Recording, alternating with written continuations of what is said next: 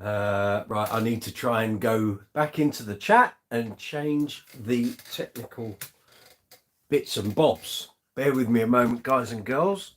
It's one of those days today. So, let me see. How can I get back into there?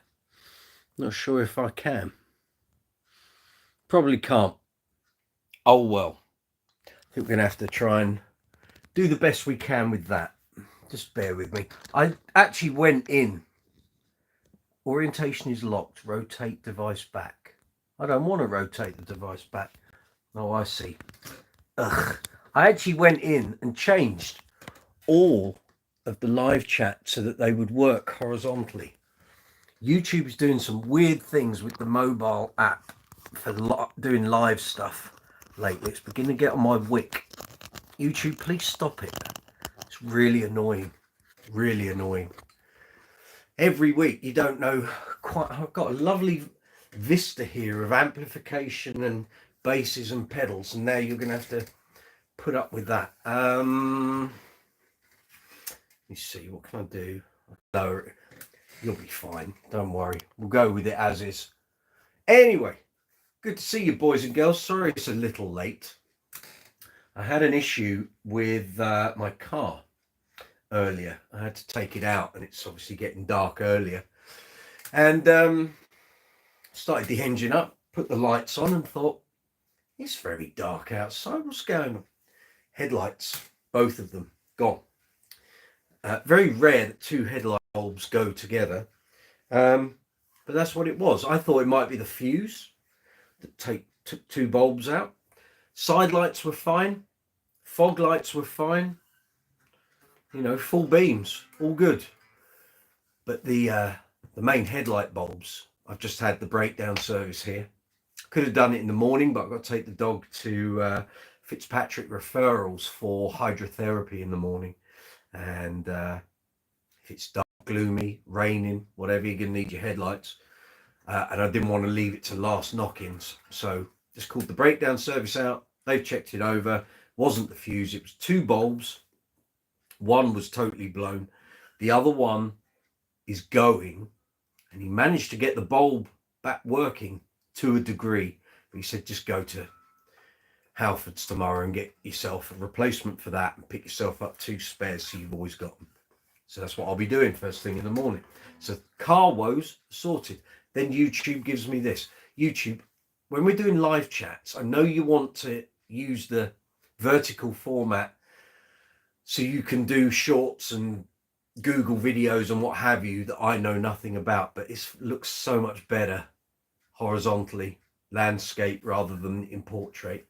It just does. I'm looking at my laptop screen, so I'm seeing what you guys are seeing. Yeah, lovely green curtain and a nice grey backdrop, and all you see is a bit of me and none of the lovely stuff we have here. Amplification and stuff, but there we are. Anyway, let's get on with live chat 64. Good evening all, welcome. Hope you're all okay. Hope you've had a good week. Hope your bass playing's going well. I can see people appearing on the live chat, so I will come to you shortly.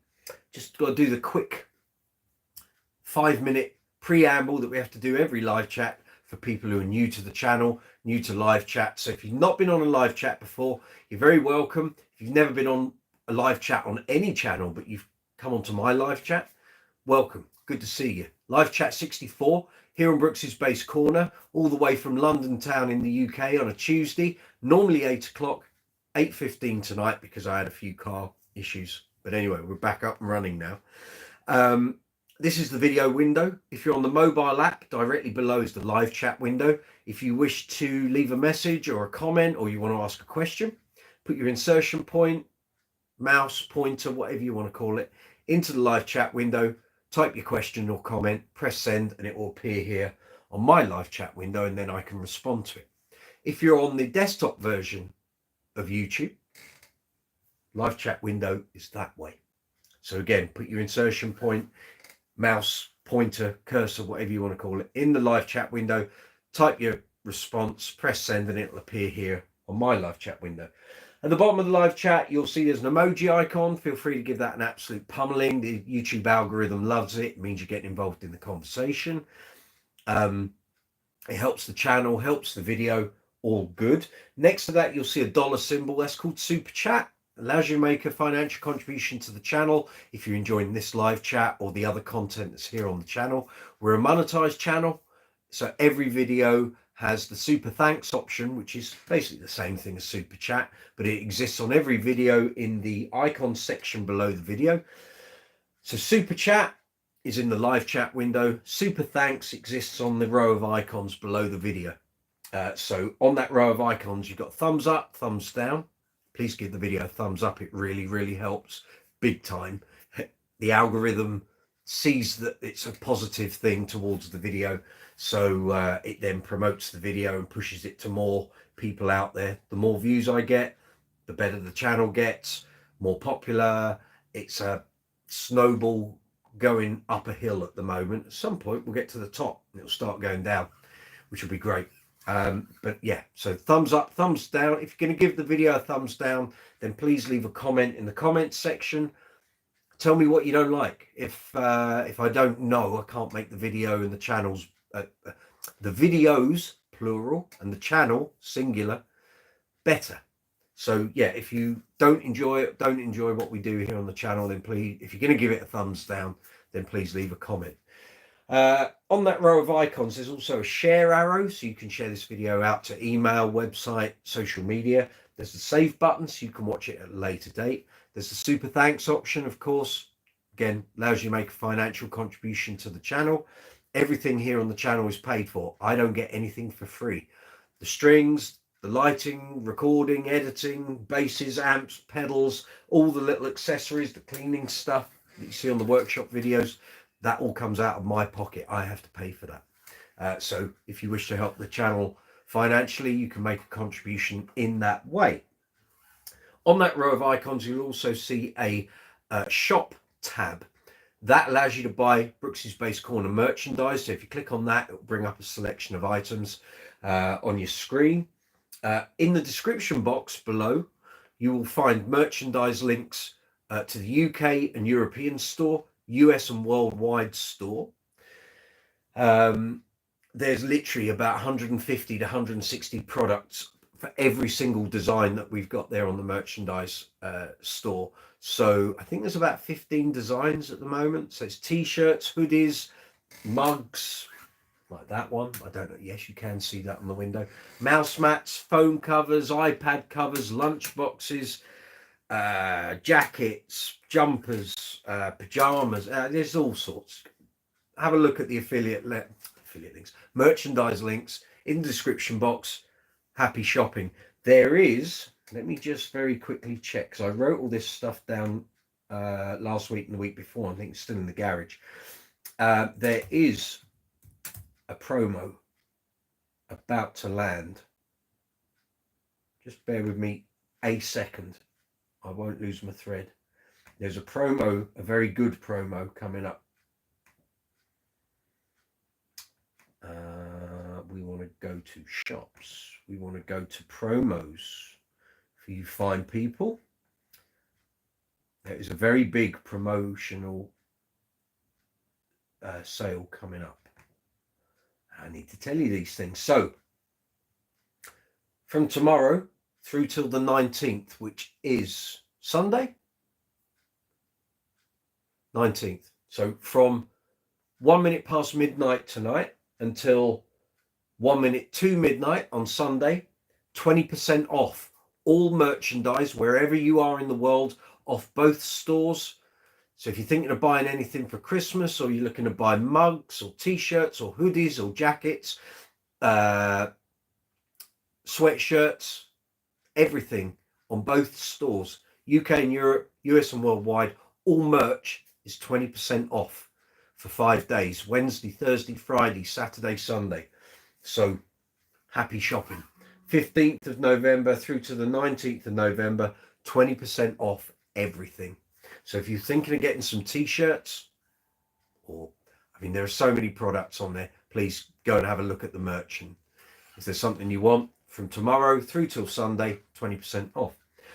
Underneath the merchandise links, you'll find affiliate links for Amazon, Thomann, Gear for Music and Andertons. So if you've got any bass related purchases coming up, like a new bass, new amp, combo, covers, gig bag, leads, strings, picks, pedals, anything to do with basses, if you use those affiliate links, it helps the channel. So where Super Chat and Super Thanks, you're making a financial contribution into the channel, with merchandise and affiliate links, you actually receive something for your money.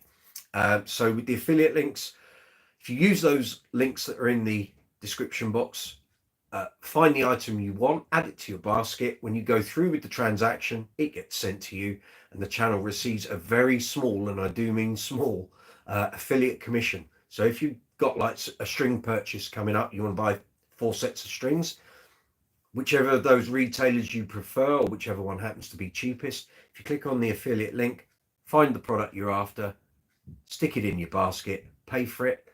That helps the channel out. Underneath the affiliate links, you'll find the social media links. So we're on Facebook, Twitter, X, Instagram, Be Real, Quora, Discord, Reddit, TikTok, and Threads. I think that is all of the preamble done. Let's see who we've got on this week. Let's have a look. Stacey Ann from North Carolina, good evening. Thank you for bearing with me today. Tom Sage, my cousin, good to see you, mate. Thank you for responding to my earlier message. Steffi from Germany, good to see you. You'll be pleased to know, Steffi, Neil made it back home safe and sound. I got a message from him this morning. He's now off the Queen tour, back home in Manchester, back up north. Visog, good to see you. Starbase Warwick, yes, the cheap one, the rock bass version, now being used by me in Uncle Funk. Use it on the first set if we're doing a 2-setter, and I use it for outdoor gigs where I don't need LEDs. So if it's a daytime show, this will be coming out.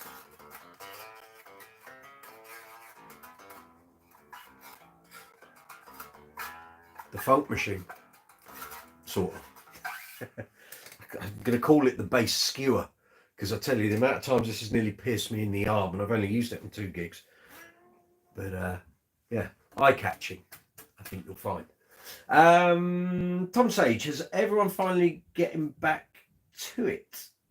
Good, cool. Stacey, hey, she's saying hello. Kev Smith, good to see you, mate. Mike, did you manage to take the dog out in the rainstorm? What a day.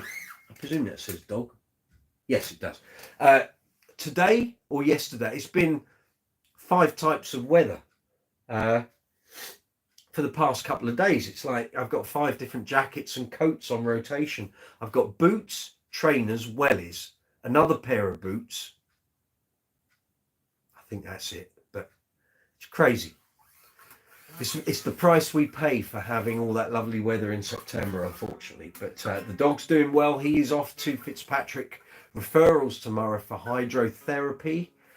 Next week, he gets his x-rays done to check on the state of the kneecap and associated areas. So he's doing well. He's doing really good. They love him down there.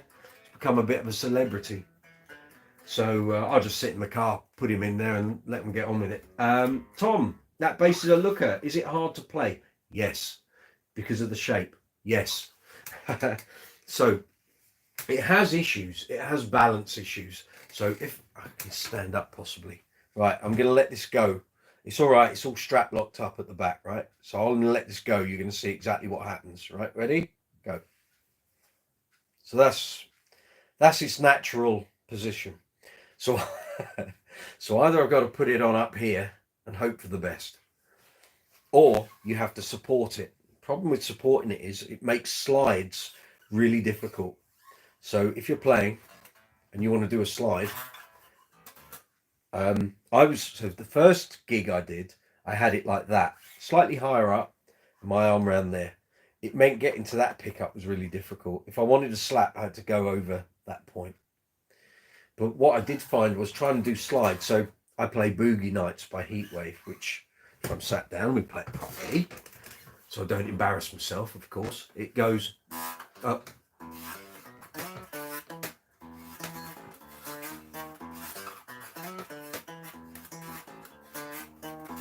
Right. I tried playing it stood up. I'm going to shorten the strap so we get a replication of what it was like on the first gig. I stood there and cringed. I was like, I can't believe it's this difficult to play. But it is. It sort of manhandles you. Let's do this. So I had it, yeah, probably like that. So I was playing it like that, which isn't a bad way to do it. The problem is that he goes to headstock. Ready? I'm going to take my hands off. Hands off. It just goes bang. Like an alembic Stanley Clark. Small body, long neck, headstock, boom, goes down. So trying to play Boogie Nights on the first gig when it was like this, you've got to support the neck or it's just going. Yeah. Can't do slides.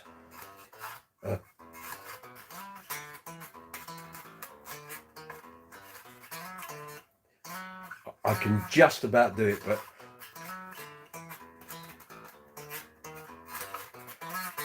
it's effort. So second gig, I tried playing around with the different strap buttons, and I'd started looking at a 3-way strap thing. That ain't going to solve it either. The only way you can really do it is to put some weights either in the bass, but then there's no cavity, I guess it's under here, or on the strap, and try and make it balance that way. So what I ended up doing was making the strap longer. Hold on. You'll see in a minute. There is method in the madness.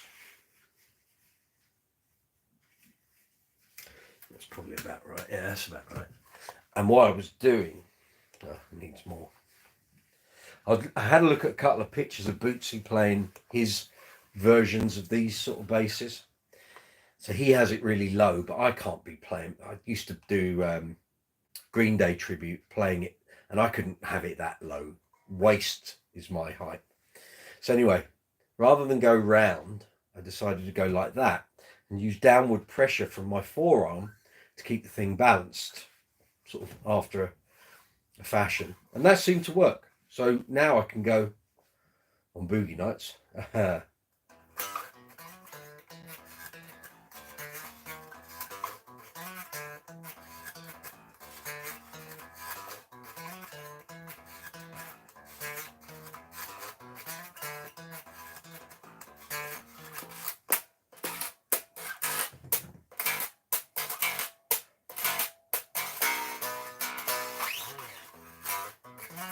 But it does make going up a little tricky. But thankfully, on first set songs in Uncle Funk, I don't have to do too much up the dusty end, so it's not so bad. But it does mean I'm going to end up with arthritis in my shoulder at this rate, but I'll find a way. There'll be something I'll discover will make this work, but it gets a few gasps as the curtain goes up. 'Tis what it is. Not the greatest sounding bass. It's good. It's not as good as some of the basses I've got, but it's the visual, isn't it? You know, look at the headstock. Colours are good. It's just different, you know. It is what it is. Stacey, look at the purple scratch plate colour. Yeah, purple perloid. It's good. It's good.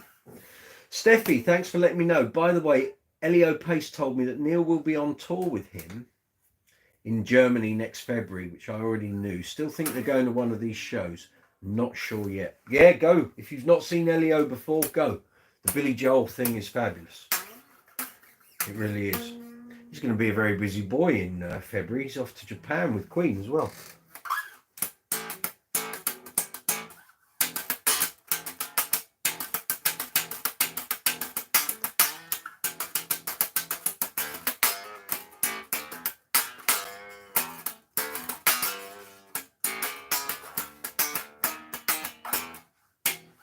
Here we are. So how are you all out there? Trying to get too many words out. I bit my lip earlier. So if I start dribbling and talking like a fool, that's why. It's right just on the inside of my lip. Got a big old gouge out of it.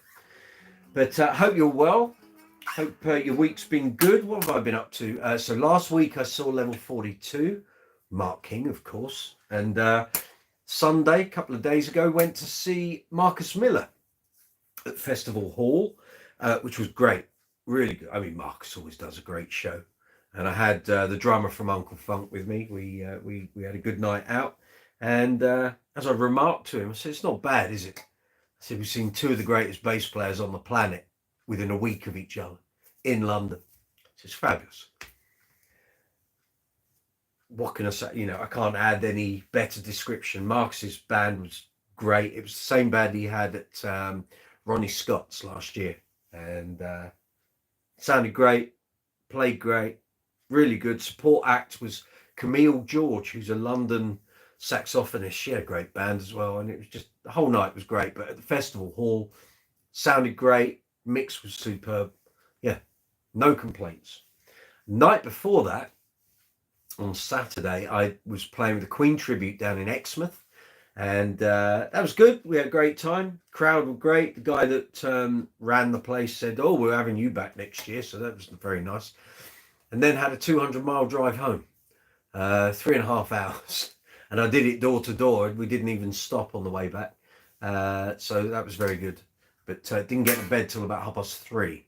So Sunday I was a little bit, the old droopy eye was going on, but it was all good. So we had so just the one gig at the weekend. Nothing this weekend. Gigless at the moment. Nothing has ever come in for any of the bands that I play in. There's never been a debt per gig either. So weekend off, YouTube all the way this week for me. This week and next week. Uncle Funk a week on Saturday. We're playing in Sawbridgeworth, Cambridgeshire, Hertfordshire way. So that'll be good. Cousin Tom, definitely worth figuring it out as it looks awesome. Thank you, mate. Steffi, yeah, I'm still concerned Queen might retire and won't come back to Germany ever again. None of us know the answers on that. It's I think they've got the bit between their teeth. They're going to try and do as much as they can until they can't. Of course, I hope they'll tour another 100 years. That's not going to happen, but of course, we all want them to carry on as much as possible, but health is not on their side. Time, age, and health are not on their side. So, you know, anything that they do, we should all be very grateful for, really. Tom Sage, I meant to tell you that Corrie's bass player pulled out the tour 24 hours before I heard all this.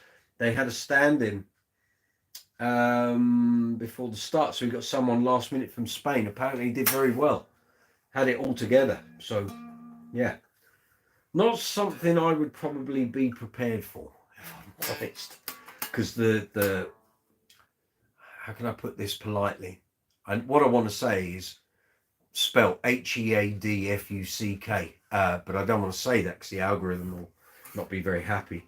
But that would be an immense, unless you know all of Corrie's material. We're talking about Corrie Wong. My cousin knows him. Unless you know Corrie's material, that would be a hell of a situation to put yourself in without any practice or rehearsal. But some people like that sort of thing. I used to. I kind of tend not to these days. The stress levels are just too much.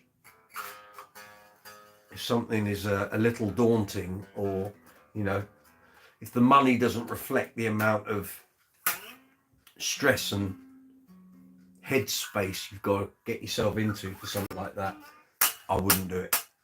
I would have done years gone by, I wouldn't now.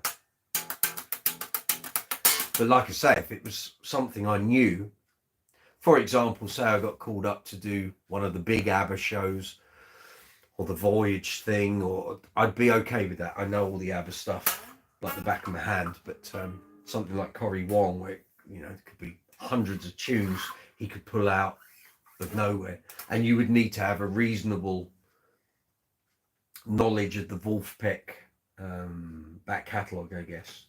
That wouldn't work for me because I don't know enough of it. Steffi, yeah, and I'm still concerned my Queen. Oh no, we've done that bit. Tom, Vincent played a blinder. There you go. Excellent. You were there. If it sounded good, that's all you can ask for. And if no one was complaining about the bass playing, oh, you know, that was wrong, that was wrong. He sounded good and he was doing the business. Well done, that man. I don't know who he is, but if he did, good. That's what we like to hear. So I've been having, if anyone's followed the social media, I've been having a bit of a tidy up and a clear up. Although I'm sat here and thinking, you've thrown loads of stuff away, but you're still surrounded by lots of boxes and tubs and gear. So we'll be having another go tomorrow when I get back from Fitzpatrick referrals, trying to slim everything down a bit and make things easily gettable. I've had a situation here in my office, my base room, for a number of months where I keep losing things, and it's like, well, where is it? I haven't put it back in the place that I would normally put it, and then it's like, well, where is it? One of the things was my YouTube book, which has got all my passwords and notes and ideas and stuff. I couldn't find it. It'd fallen down between two tubs, and it was just sitting there. It was like, how long has it been sat there for? So anyway, dealt with now. Let me just check I'm getting all the messages in. I think I am. Ben Kennedy, good to see you, my friend. Ella Brooksy, sitting with a cuppa tea. Excellent, good stuff. Speaking of the Queen tribute, how did the P-Bass handle the gig with the different strings? It sounded really good. Piccatos I've never had a problem with. Piccatos were my string of choice for 18 years, from 97 up until 2015. It was a different sound to the rotor sounds, a different feel to the strings, but they were great, really good. No one would have noticed, apart from people who watched the live chat, watched me stringing it up with those, but it was all good. Kev Smith, Mike, bass neck width looks massive. What on this? It's probably because we're in vertical rather than horizontal. It's not that. Heaven help you if I pull the alembic up on the camera, it'll look like huge. No, it's not. It's standard.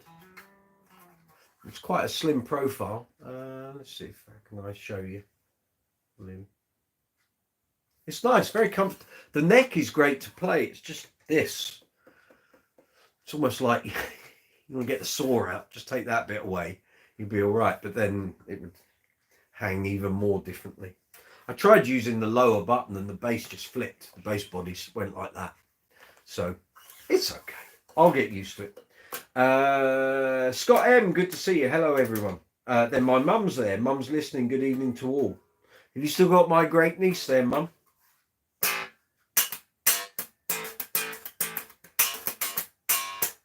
Or has she gone?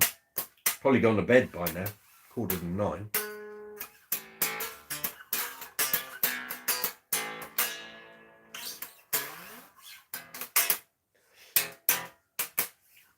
So yeah, if you've been watching the channel, you'll know that we're slap bang in the middle of the bass string experiment series. So we're up to gig number 44 now. It was only a couple of weeks ago we were still stuck at gig 14 and I hadn't updated for a long while. Anyway, the videos now feature 5 gigs in one hit, and we're up to 44, and we've got, I think, 1, 2, 3, 4, 5, 6. About 7 more videos to go, 6 or 7 more videos to go. So I hope you're enjoying it. I hope you're enjoying watching me on my travels.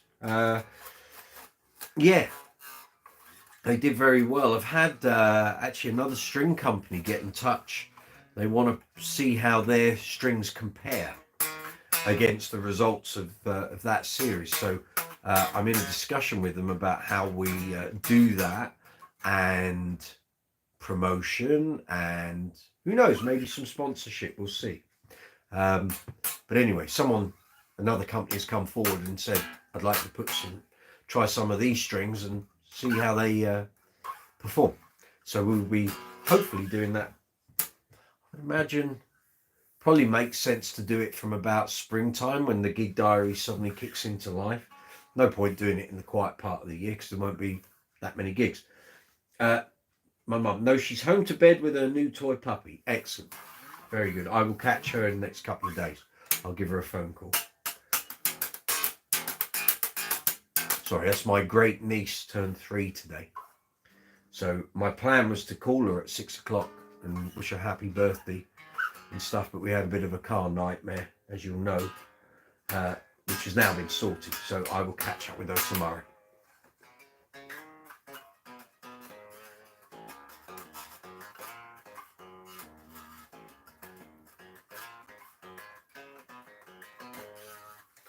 Yeah. So yes, that's the bass string experiment series. I was doing a load of filming yesterday, and so there's some demos coming, some reviews. I said last week a couple of vintage interviews, so I've been trying to get them pieced together. So it's probably going to be 2 before the end of this month. One of them will be on a very specific date, which will be the Jack Bruce interview from 10 years ago. I can't believe 10 years. Where did that go?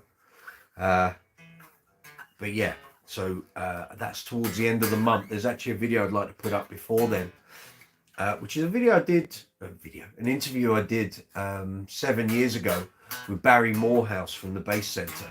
And I actually spoke to Barry, was it last week? I think it was last week, or if not, it was the week before. I think it was last week. I'm going to go and interview him very shortly. So we're going to do like a big update, and there'll be some stuff that we'll cover again that's coming up in this this vintage interview that's already there. But also he's prepared to do a live chat, which I think we will probably do maybe in the new year, early on, when no one's really that busy. The only thing that's going to get in the way is Nam, and I guess he'll be going to that, but then again he might not. I will check with him, but he's going to come on one of these live chats. So either I'm going to him, or we're going to do a live chat duo thing, like we did with Neil Fairclough, same thing. And yeah, we'll see where we go. Why are we vertical, not horizontal tonight then? So when I set these live chats up, they were specified as horizontal. And what's happened is the YouTube app, the mobile app, because I do this via streaming rather than doing it via hardware or software uploading from a separate camera.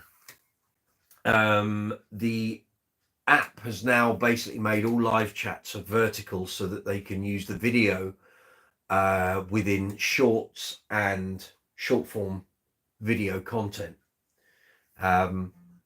And I went back into all of the live chats that were still to happen and changed it back to horizontal, and for some reason the app has gone back again to vertical.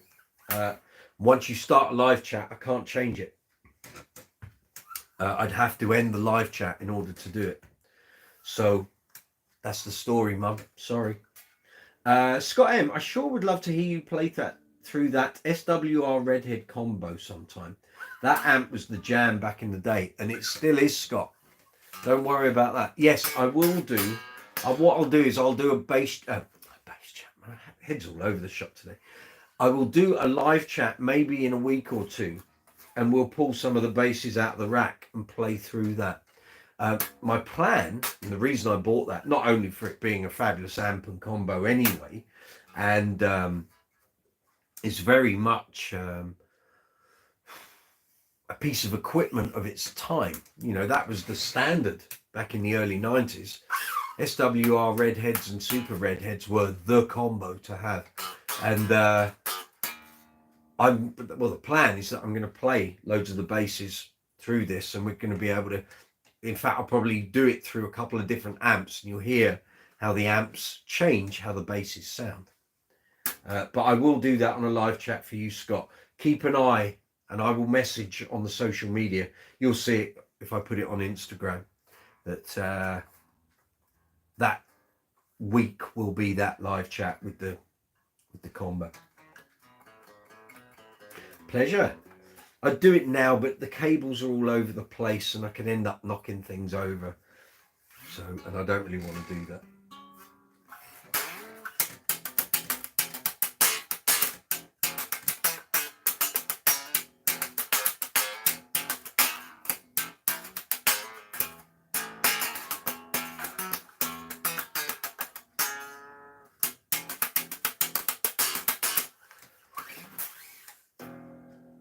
Yeah, I'll happily do that for you.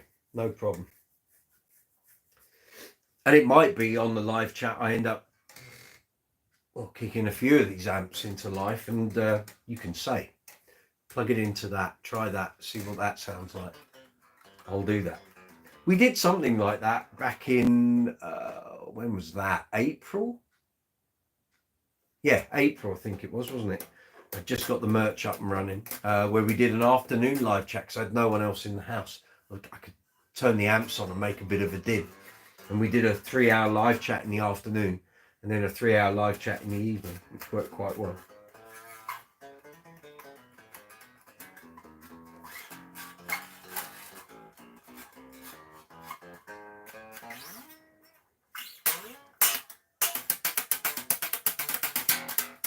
So if you've got any questions about basses, bass guitars, amplifiers, strings, effects, gig bags, accessories, cleaning stuff, anything you've seen here on the channel, any of the workshop videos, you got any questions about things you might have seen me do there, setting the basses up, cleaning them up, fire away. Put your comments and questions in the live chat window and I will respond as quickly as I possibly can.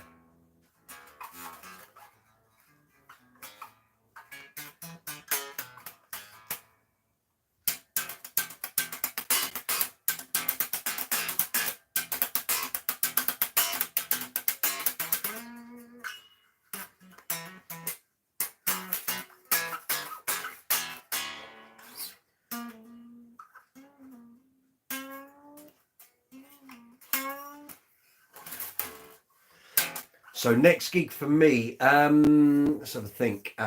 Possibly going to go and see Extreme and Living Colour.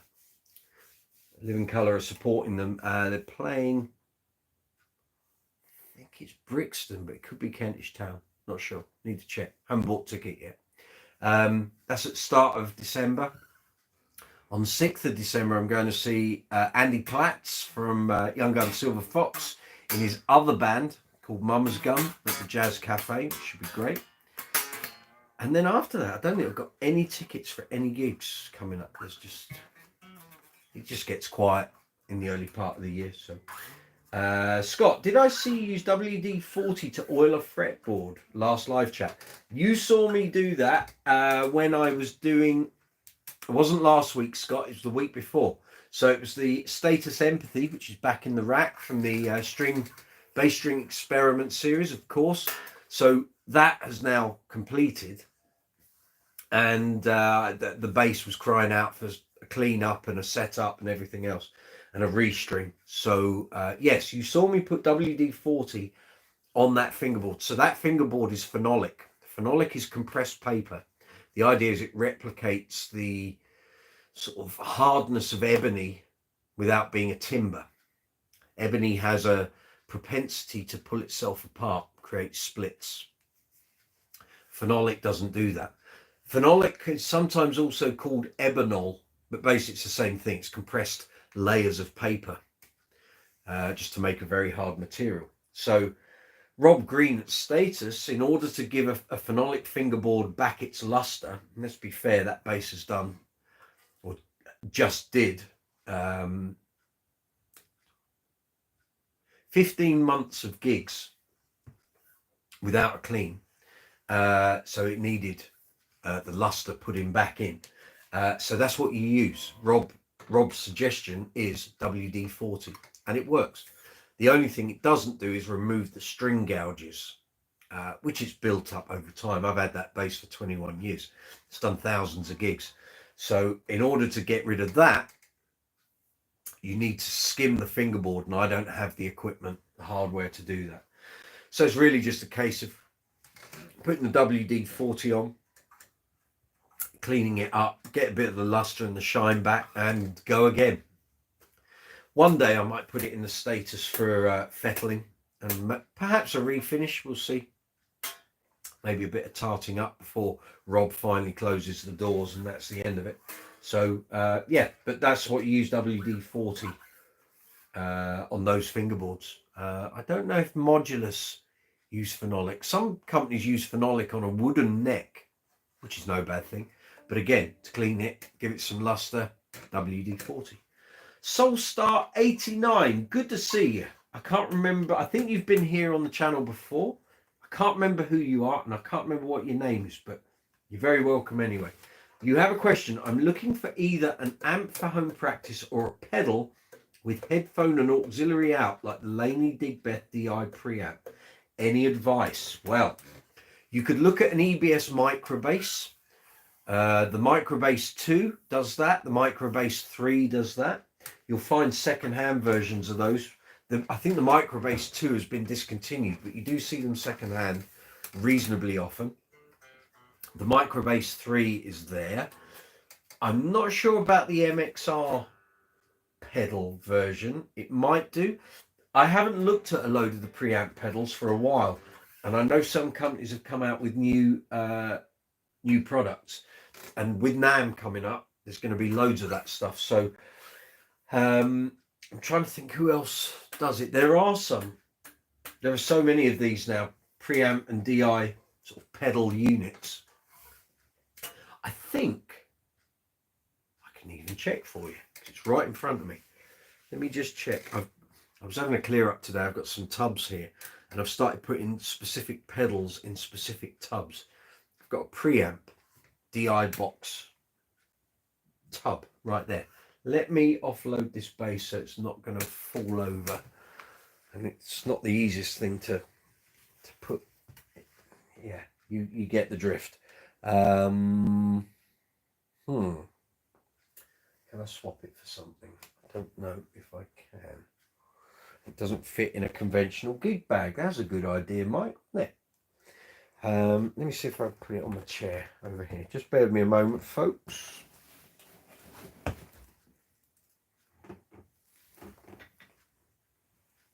Might work. Just stay there, please. Yeah, that should be okay. Right, move that. It's like Krypton factor in here at the moment, so bear with me, guys. Which one's got the ice there? Right. That box is going to go, isn't it? It is. There we go. Welcome to my world this week. It's boxes and cases falling all over the shop. Right, I'm going in there. Let me go over there.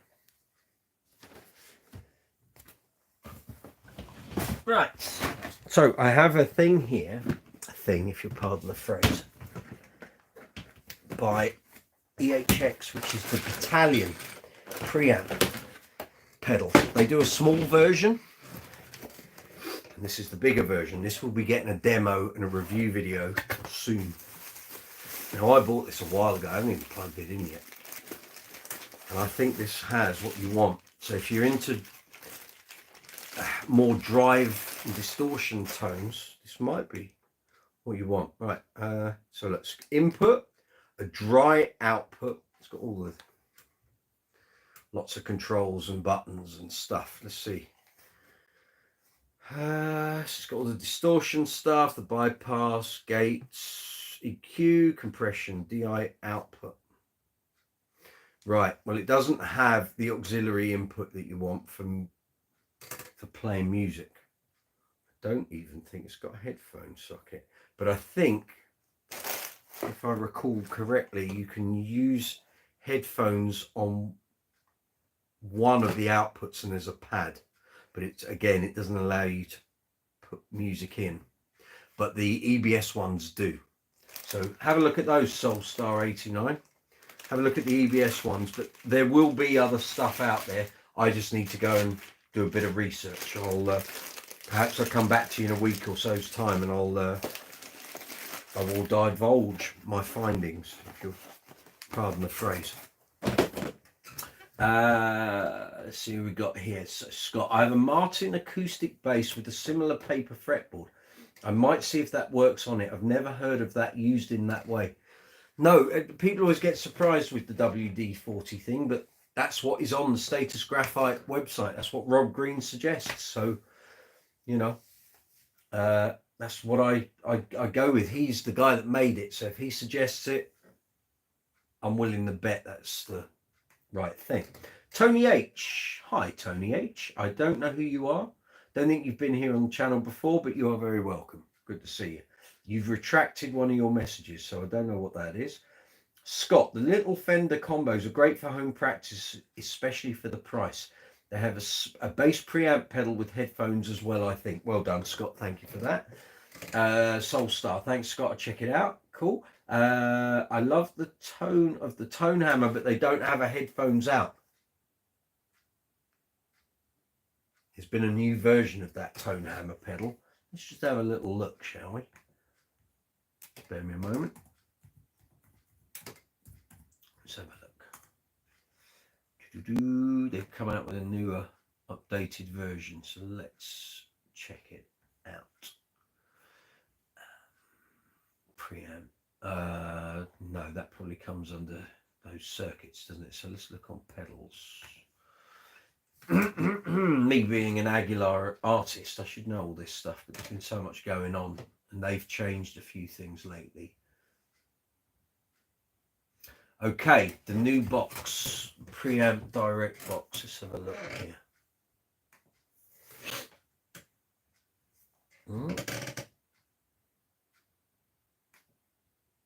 Ah, there's a headphone output. So the new one, I don't know if you can, I'm not going to move the camera, but I'll hold the laptop up. That's the new version of the Aguilar Tone Hammer preamp pedal. So on that, you've definitely got a headphone mix option, but I'm not sure. Let's have a look, see if there's an auxiliary in. Can't see one on the side, but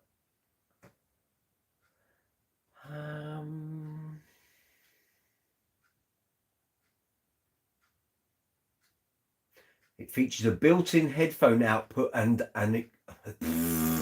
an auxiliary input. There you go, enabling silent practicing and jamming along with favorite tracks, as well as a DI output with pre-post ground lift controls. There you go. Now bear in mind, the only problem is with Aguilar stuff, it tends to be quite pricey and the exchange rate isn't great, so it's going to be quite expensive. But if you like the sound of the Tone Hammer preamp and the previous incarnation of this pedal, then it's got what you want, hasn't it? And you know the quality you're going to get from it because it's Aguilar.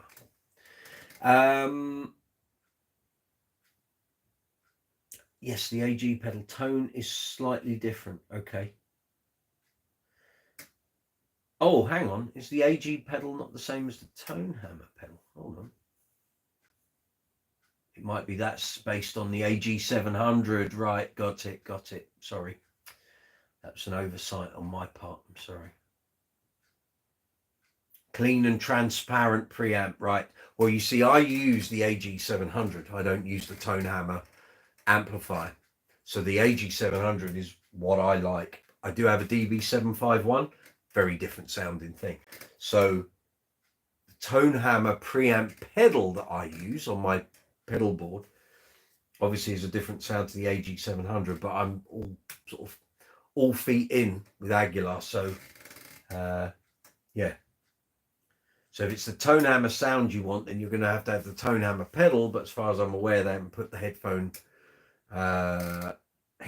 and auxiliary input on that yet.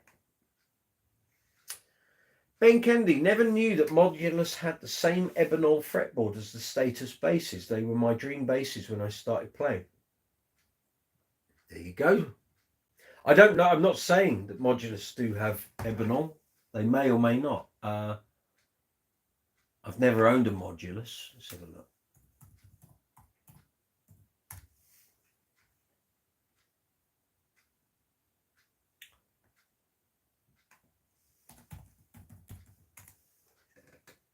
Modulus graphite. Here we go.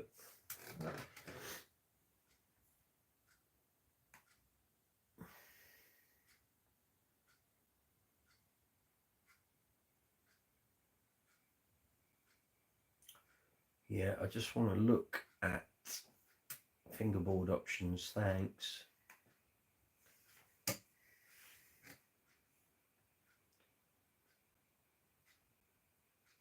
Oh.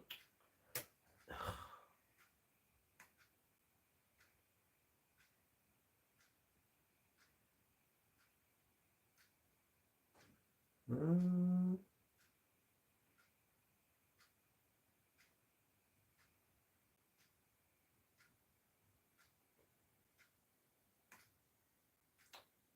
on, just scroll, will you? Cute.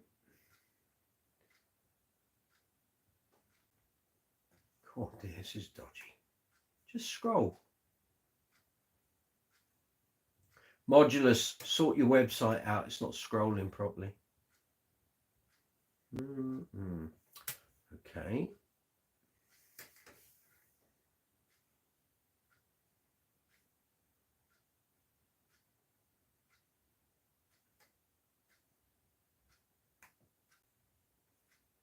I'm just checking.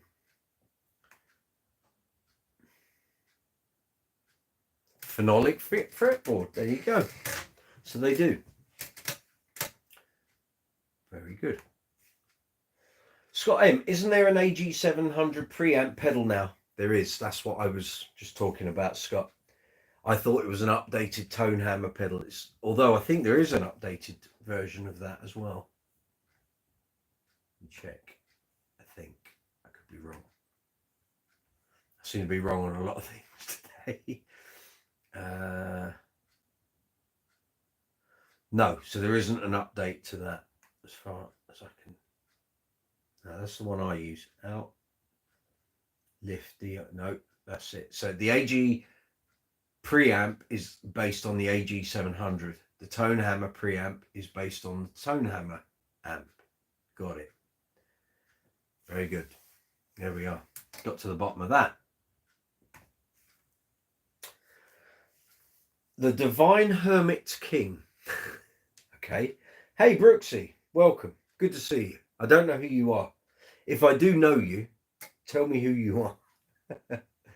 Hey, Brooksy. I hope you're doing well. I am doing well. Thank you very much. It's been a stressful day. Graham, good to see you. Thank you for liking the posts on Facebook today. Thank you very much. Keith Copeland, nice SWR redhead combo. Absolutely. And it is. And like I said to Scott earlier, we'll do a live chat in a couple of weeks and I'll have that fired up. We'll run a couple of basses through it and you can hear what that does.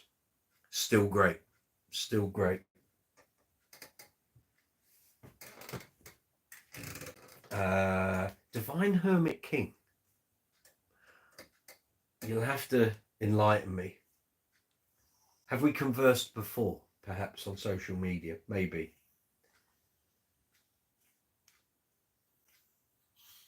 Perhaps. But you're very welcome. Good to see you.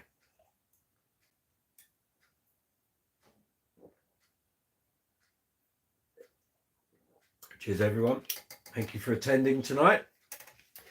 So here we are, live chat number 64 here on Brooksy's Bass Corner, all the way from London town here in the UK. Tuesday evenings, 8 o'clock. We do this every week. It was a little later starting tonight because I had a car issue and the the car hadn't broken down, but the lights had an issue. So I had to get it sorted tonight so that I can use the car in the morning. But anyway, we got going anyway, and we've been going nearly an hour, so we've caught up, haven't we? So if you've never been here on a live chat before, thank you very much for attending. It's very welcome.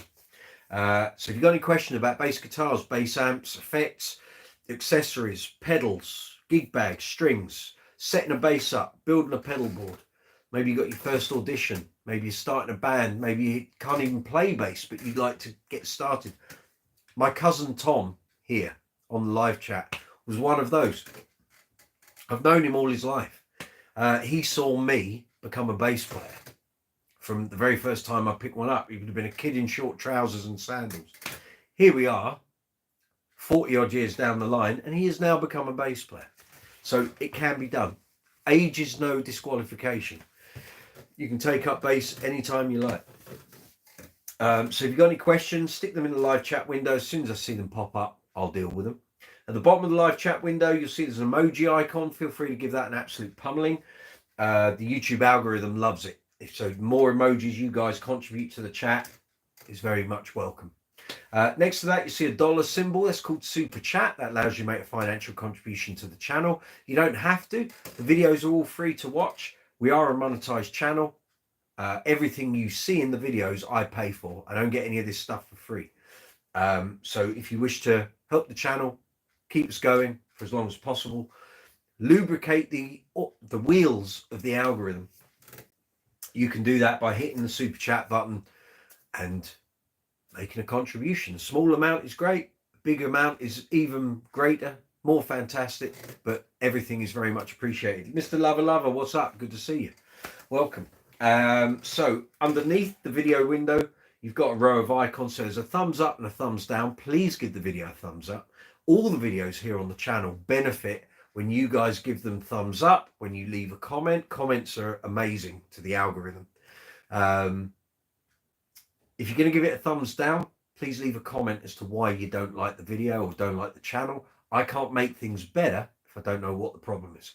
Then you've got the share arrow, so you can share this video and any video here on the channel out social media, email, websites. There's the shop icon, allows you to buy some Brooks's Base Corner merchandise. There is 20% off from tomorrow through till Sunday. So if you were thinking of buying anything before Christmas, or maybe you've got a bass playing friend or colleague or member of your family or partner, you wanted to help the channel out by buying some merchandise, do it tomorrow up until Sunday, 20% off. Money off, guys, money off. And then also in the description box underneath where the icons are, you'll find links to the merchandise store. There's 2 stores, the UK and European store, US and worldwide store.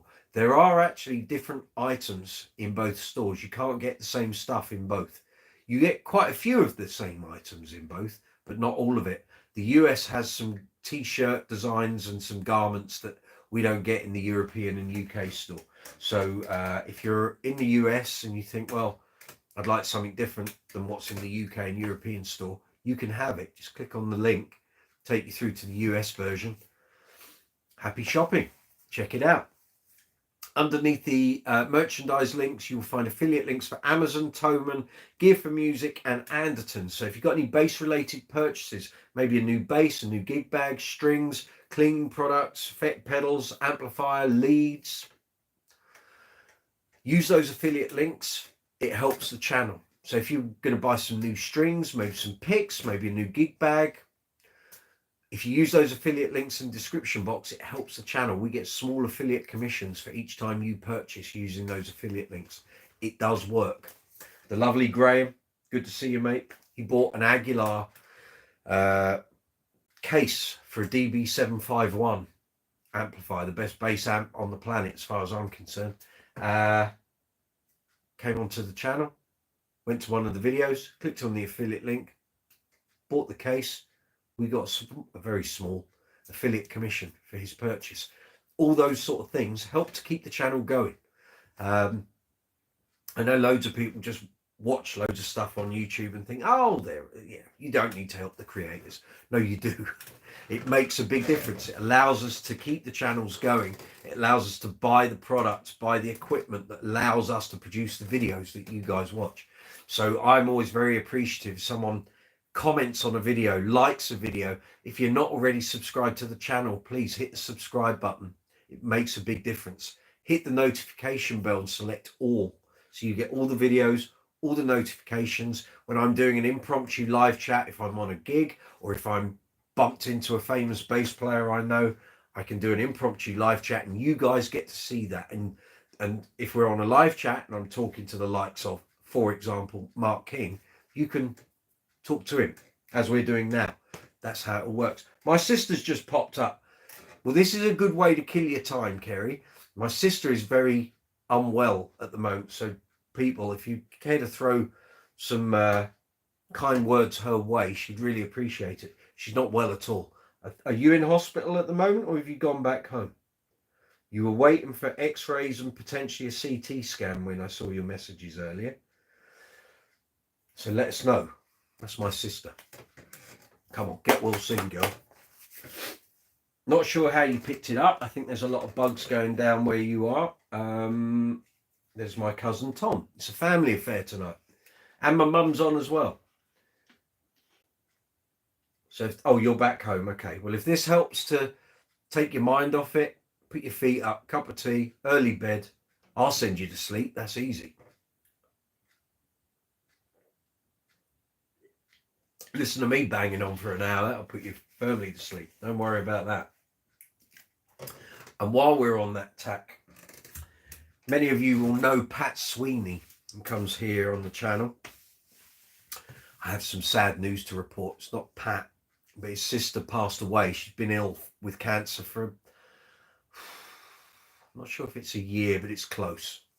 She passed away at the weekend in Australia. Pat's over in Australia. I don't expect him to appear here on the live chat tonight. He might do. Time difference and all that. Pat, if you're watching on catch up, sympathies, condolences, thoughts are going out to you, mate. Sorry, so sorry. You kept us informed. You said this was going to happen at some point. I'm so sorry.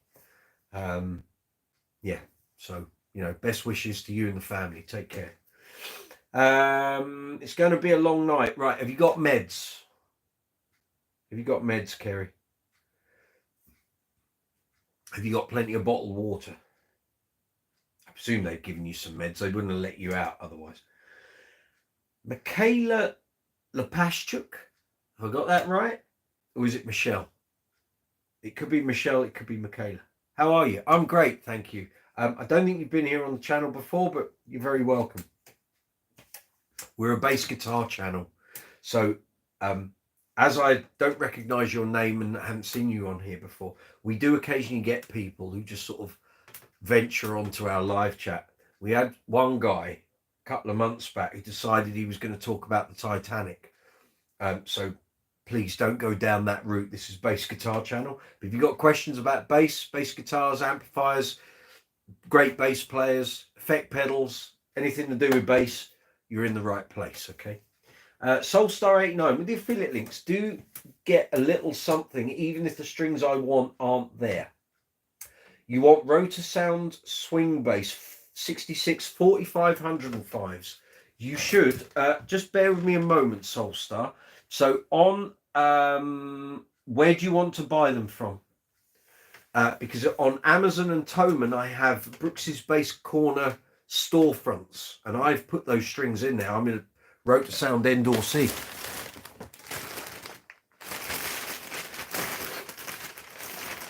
You want what? 45s, 105s. That's exactly what I've got there. So yeah, so those are in there. Now, tell me where you want to buy them from, Soulstar. As long as it's Amazon. You want to go, and is that Amazon UK or Amazon US? Kerry, will have in the morning. Very good. Okay. Did they not give you meds when you were discharged?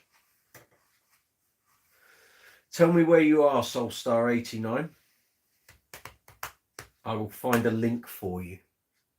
I can do that.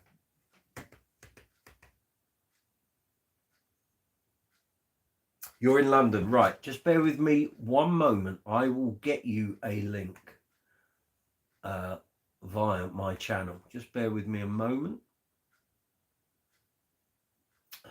Don't keep doing that. Right, let's go there. 2 seconds.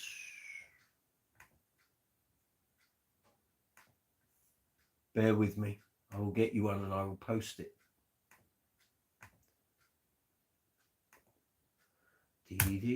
Sorry, I'm off camera, aren't I? Right, just bear with me a moment. So you want 45, and I presume you want steels.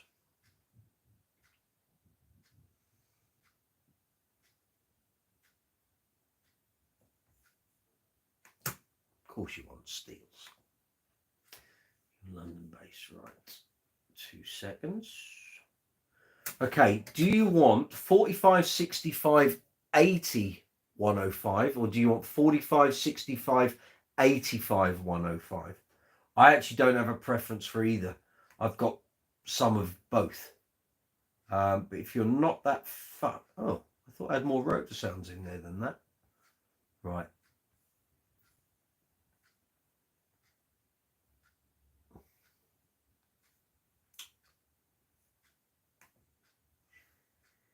You've said yes, please. It doesn't tell me which. Do you want the ones with 85 or the ones with 80? If you want 80, I can sort that immediately. Kerry, no, otherwise I would have been there for a good few hours yet. Just wanted to get home. Okay, we'll wrap up warm. Lots of fluid. That's the important thing. Get yourself pints of water. Get it down you. Kev Smith, Mike, what do you think of base? Can't see it because that bloody love heart's there. Every week. When the next message occurs, wah pedals. What do I think of bass wah pedals? I've never used one. I've got the Stanley Clark EBS wah here, and that's got various filter, volume, expression, all sorts built into it. They have a place. They have a use. I don't tend to use it very often. I need to dig it out and actually get used to using it. I could probably use it in Uncle Funk. But yeah, if it helps you to get the sound you're after, go for it. The problem I sometimes find with wah pedals as a guitarist, they're playing rhythm parts, and it makes sense because they're using their foot in time with what they're playing. With bass, that doesn't always work because you're playing, although your rhythm might be consistent, sometimes you're playing a counter rhythm to what the rest of the band is playing, and then that wah effect doesn't quite have the impact as it would on a guitar. By all means, try it. Kev, see what you think. Experiment. That's the best thing. Kerry, I was on fluids at the hospital, so I can't see because it goes behind this bloody thing. So I'm okay for now. Very good. Okay. Basically, on my live chat window here, there's a row of 4-5 emojis that sit there in the bottom of the window. And basically, it expands, it goes up. And at the moment, the sort of base of it is a love heart, and it obscures the word at the end of the line. I don't get to see that. Right, let's see if I can sort this. Why am I not getting... there we go. Okay. Right, you tell me if you want 80s, Soulstar 89, 45, 65, 80, 105. I can do that immediately. If not, I will go on a little search on Amazon and I will get you a different link. In fact, let me do that anyway. They are RS66 LF.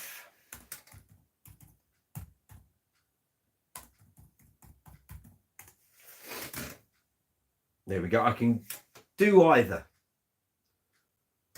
So you tell me which you prefer and I'll give you a link. What I'll do is I will put it in... now this is the thing with Amazon links. You can't put them into any sort of chat window. What I have to do is put it into the description box. I can do it immediately. I'll put it in the description box of this video and then the link is there.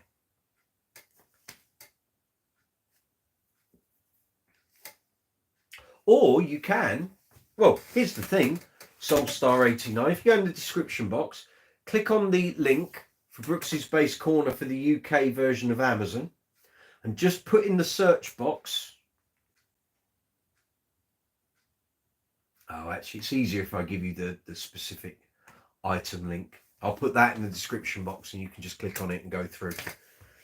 But you need to tell me which one you want. So do you want the A string at 80 or 85? 45, 60, you want the 80s, right? I didn't realise that the ones with 85 is custom. To be honest, you aren't going to feel that much difference, but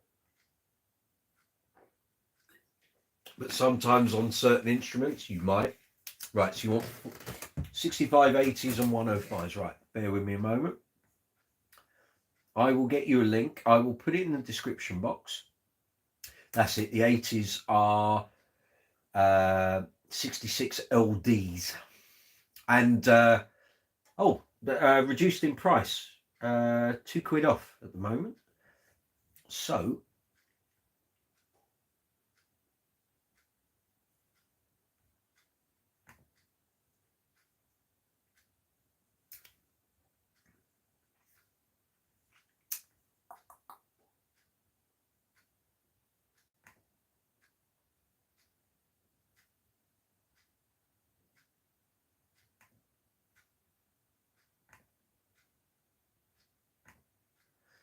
Okay.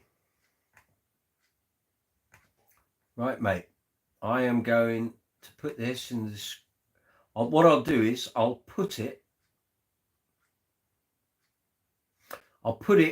underneath Amazon and I'll list it. Okay. Roto Sound, bass strings, 45, 65, 80, 105. There's a link going in now, and then I've got to save it, right? So there should be a clickable link for that. It should be there now. So if you go into the description box, you'll see the first bit says Brooks's Bass Corner merch, links, purchase links, Amazon, and the very first line under Amazon says Rotor Sound bass strings 45, 65, 80, 105, and there should be a clickable link. Use that. Tell me how you get on. Will the sound be different? Not 5/500ths of an inch. No. The only thing is it's the A, so you've got a little less bulk. It'll be a little more flexible. But to be honest, most basses, you're not going to notice a difference. You'd notice if the E was lighter, and you'll notice with a D and G if they're heavier. But an 80 A string, no. The ones I've just bought are 85s. I don't expect them to be too different from the ones that are 80s. I've got on Precisions and Jazzes and on my Stingray. So try them. If that's, if you had both sets, I don't think you would notice too much of a difference. But if you find that the A is just too supple and flexible, then next time you buy strings, go for the 85s. It shouldn't be too bad. You're on the heavier gauge anyway. So thank you. Affiliate sales help the channel so much. Merchandise sales help the channel so much. Super chat and super thanks. Thank you to all of you that contribute. Scott plays a blinder, Martin from Dublin does, Stacy from North Carolina, all the super chat and super thanks payments, the merchandise sales. Martin kept buying products through Thomann, all those affiliate sales. It all helps to keep the channel going. The merch is the big thing, because the YouTube ad revenue, because we're a small community here on the channel, I've only got 3,093 subscribers. I'm not Scott Devine, sadly. I've just got more hair and less gloves, but love you, Scott. But yeah, so I'm not tapping into hundreds of thousands of subscribers. It's just us bunch, and I love it. I love the fact that even though I've got a small number of subscribers, you guys come on here every week. You get involved. You fire the questions at me. You buy the merch. You like the videos. You subscribe. You leave the comments. I can't ask for more. All I can do is just keep providing the content. So, that's my intention for as long as possible. But yeah, I feel the love. Don't worry, I feel the love. So I'm really appreciative that you guys come on here every week and get involved. It's great. It's great. We have a very nice community, I have to say, because I know, speaking to other YouTubers, they really struggle to get live chats off the ground. And I know for 25 live chats, I just couldn't get anything to get going. Every week, a lot of you turn up every week, and I love it. It's just great. I look forward to Tuesday evenings. But like I say, some YouTubers, they can't do this.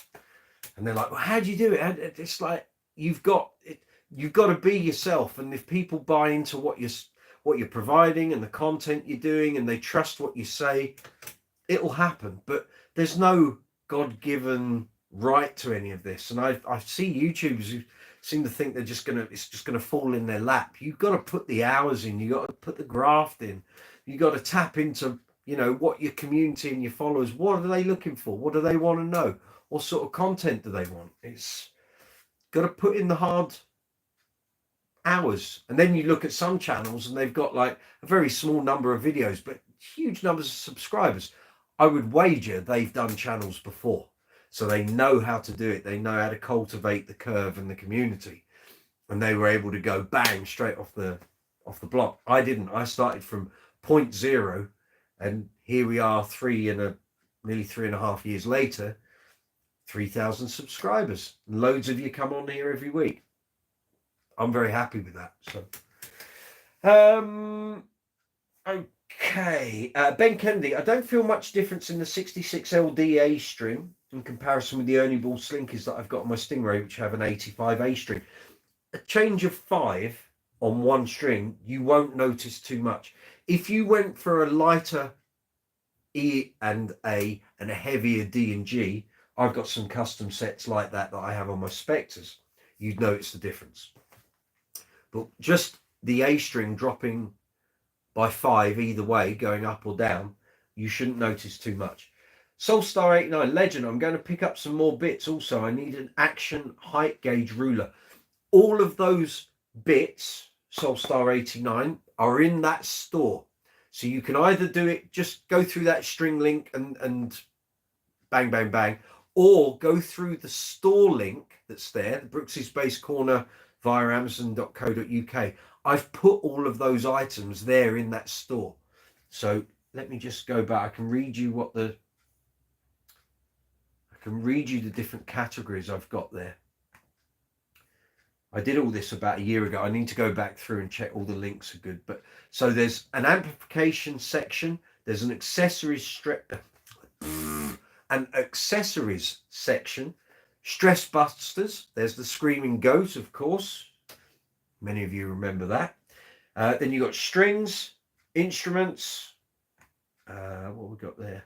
Cleaning products, video creation. So that's lighting, sound stuff, interfaces, some suggested listening that's related back to the Essential Bass Album series, clothing. So some of the t-shirts I've worn, not this one, this has come from North Carolina. Well done, Stace.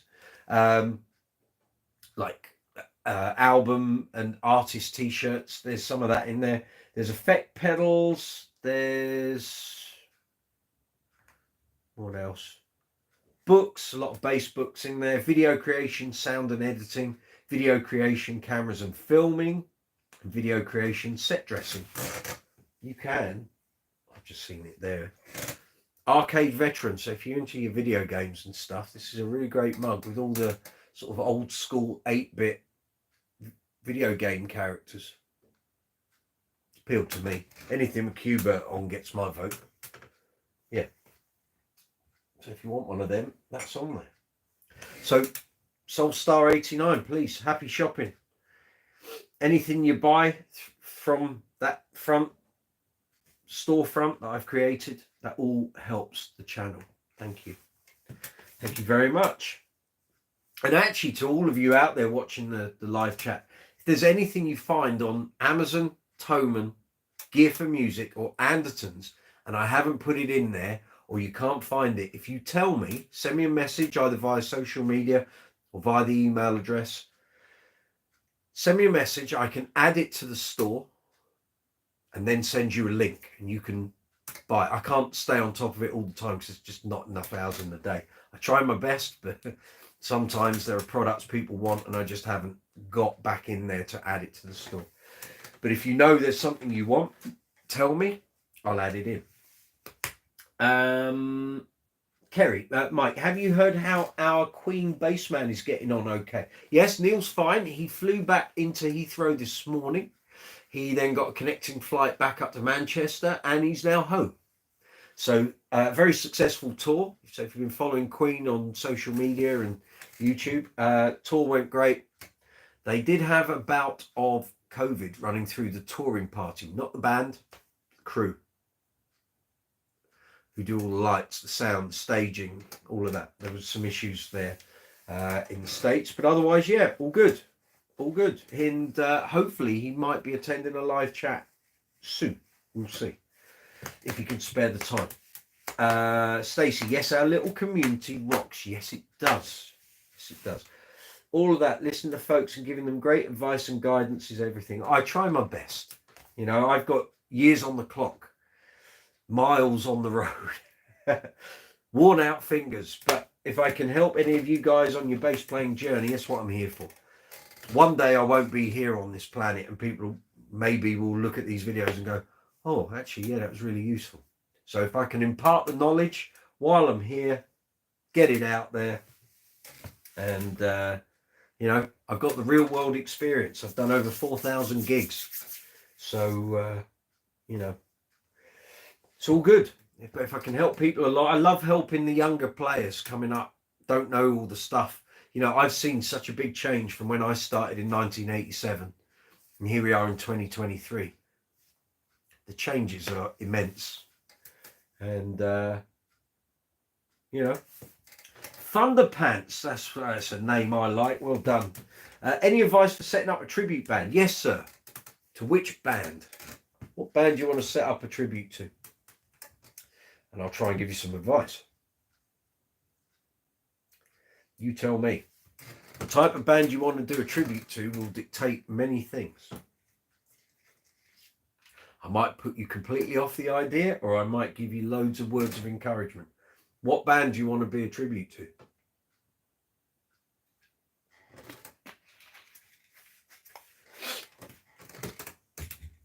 Let me know. I might have done one.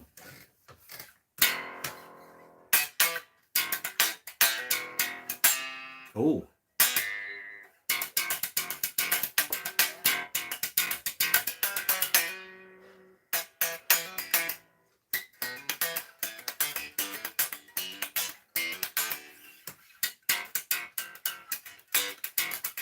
Aha. Okay.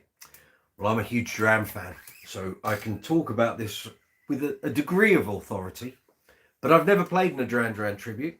I had a Duran Duran tribute gig lined up for the middle of April in 2020. I was so looking forward to doing it, and COVID completely knocked the arse out of that. I don't even know if that band still exists. The guy that runs it, I haven't seen him post up about any gigs, so I suspect maybe they called it a day. Now, a Duran tribute is a funny thing. Anyone that plays in a Duran tribute is playing in it because they love the material, love the band, enjoy it. You don't tend to get many musicians come along and just play in it for the money. And this is the crux of the problem. Generally, Duran tributes don't earn a lot of money. They don't. I've rarely seen a Duran tribute doing tours like Queen tributes do, or ABBA tributes, or Rolling Stones tributes, or Bon Jovi tributes. Some bands and artists lend themselves very easily to doing runs of gigs. Duran doesn't. And part of the, it's not really a problem, but part of the issue is a lot of the people that like Duran Duran want to see Duran Duran. They don't want to see a bunch of people playing Duran Duran songs. That's not a bad thing. That's their personal choice. But in my experience, I wouldn't pay to go and see a Duran tribute. And I'm a huge Duranie, but I wouldn't want to see someone else doing it. I want to see the people that do it. Whereas Queen tributes, Beatles tributes, ABBA tributes, they're kind of a lot more established. People know the songs they're going to hear, and they want those songs. They're not so worried about the people doing it. You've also got the issue that Duran Duran, as popular as they are here in the UK, don't do huge tours.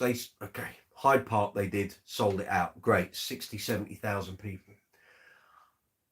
That was a unique experience, a unique show. Duran Duran, for many years, couldn't do big tours, big gigs. They just couldn't sell tickets here in the UK. They could in America, they couldn't here. And this is part of the problem. George Michael tributes do very well here in the UK.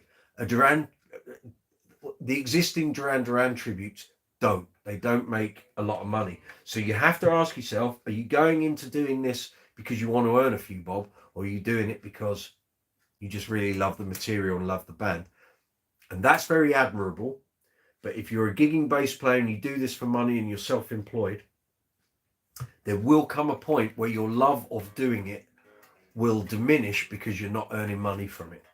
That's the difference. But if you're doing it as a hobby and an enjoyment thing, go for it. You'll have a blinding time. The only thing I would say is that there are more and more Duran Duran tributes seem to be springing up. And I don't know if they're doing it for the money or just because they love the band and what have you. But it does mean there's a lot more competition. There's a lot more of them now than there were 5-10 years ago. So kind of set your parameters from the start. And if you're doing it for money, make that clearly obvious, but you're going to have to work really hard to get those gigs in. And also the whole tribute scene here in the UK, there aren't a lot of venues. So you are relying quite often on, like when I do Queen tributes or ABBA tributes, people know what they're getting. There's a plethora of hits for them to select from.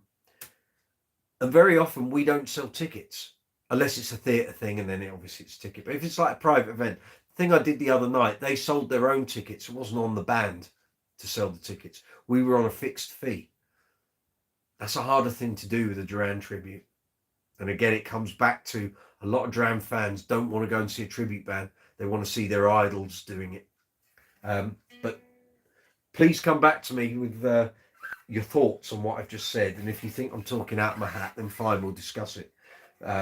But if you're going into being in a Duran Duran tribute to earn money, I think you're going to struggle. But if you're doing it just for the enjoyment and the fun of doing it, go for it. But again, you're going to have to work it really hard to get those gigs. Starbucks next year. Now you're talking, Thunderpants. Yep. Have you heard that Duran are headlining at the next Latitude Festival? Yes. And it sounds like it's their only UK gig next year. Possibly. Seems like they're doing loads of stuff in the US. Again. Kev Smith, top tribute band, has got the Australian Pink Floyd. I think, well, the longest running tribute is Counterfeit Beatles. They're the longest. I think they've been going since 1980. They beat all the others. They've just been around for so long. Not ABBA Gold. What am I going to get? Born Again. They're probably the most successful, along with that Beatles tribute. At one point, I think they had 3 or 4 versions of that band all over the place, out on about 300 gigs per band in a year. Such was their popularity. So, I mean, I love doing tributes. I've done so many over the years, and one of the big payers for me was doing a Green Day tribute, and we didn't come out until American Idiot came out, and we kind of just sailed on the back of that and did really well for about 3-4 years. At that point, there weren't a huge amount of Green Day tributes, but as we were coming towards the end of being a thing, being a band, there were loads of them springing up, and the competition was dreadful. Some of the bands would actually ring up the venues that competing bands were playing at and cancel their gigs. Not good. It's not cool. Not at all. So yeah, we did a run basically from mid 2005 through till the end of 2007. We did very nicely out of that. Thank you very much. I managed to interact that with doing a couple of duos, a trio, and my regular covers band. And between all those projects, it was a very tidy sum of money I was earning every month, I have to say. And when that Green Day tribute stopped, I really missed that extra income because it was significant.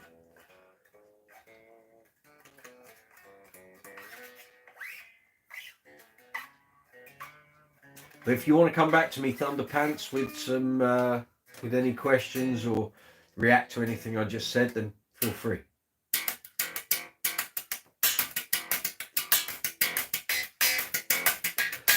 If you aren't already subscribed to the channel, just go down to anyone that's watching. Please feel free to hit the subscribe button. Please give the video a thumbs up. That makes a big difference. And feel free to hit the notification bell, so you get notified whenever I put up a new video or message on the community tab here on YouTube.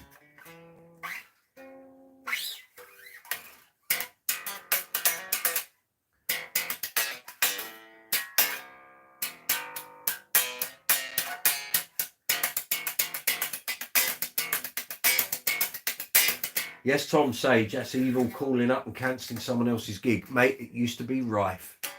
It wasn't just amongst Green Day bands either. It was, you get lots of people that get very, very hyper competitive about that. Oh, we're the best one. We're the best one. There's room for everyone. But, you know, and usually it would be the ones that aren't that good that get in their head that they're the best. And it's like, why the hyper? Because there'll come a day where you might need players from another competing tribute to the same band you do, and you're going to need them to be depths. Don't get them on the wrong side. There's room for everyone. If you think you're the best, rehearse hard, put on the best shows you can, put money into production, and prove it. Go and do it. You get lots. The thing with tribute scene is you get a lot of bands that are made up of friends who are fans of bands. That doesn't mean they're good musicians. It doesn't mean they're suited to being in a tribute band. I've seen it so many times. Oh, I love that band. I love that band. I would love to do a tribute band. Yeah, but you're not very good at playing. Are you going to be the weak link in that band? You know, it's all well and good wanting to do it, but can you do it? That's the thing.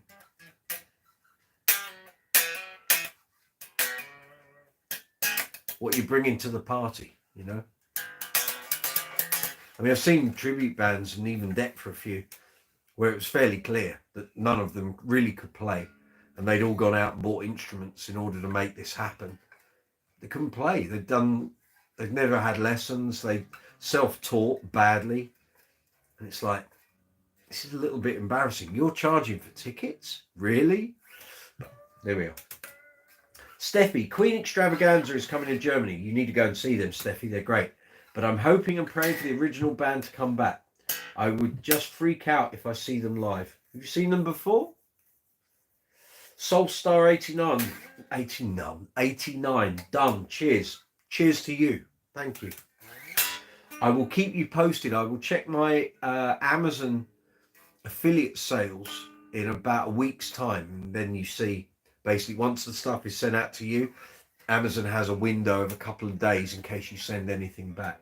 In a week's time, before next week's live chat, I'll check and I will see anything corresponding to today's date. So thank you. Very much appreciated, sir.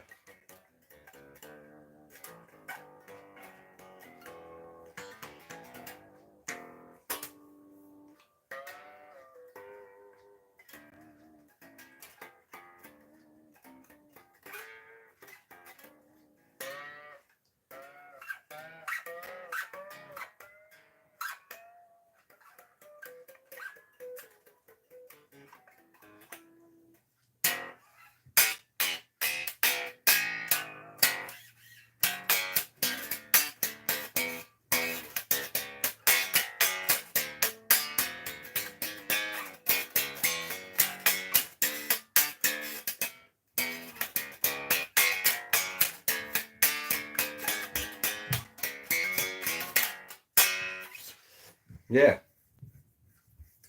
So there we are. There we are. It's coming up to 10 to 10 here in London. Wherever you are in the world, I hope you're safe, well, happy. Hope life is treating you good. Hope your bass playing's getting along fabulously.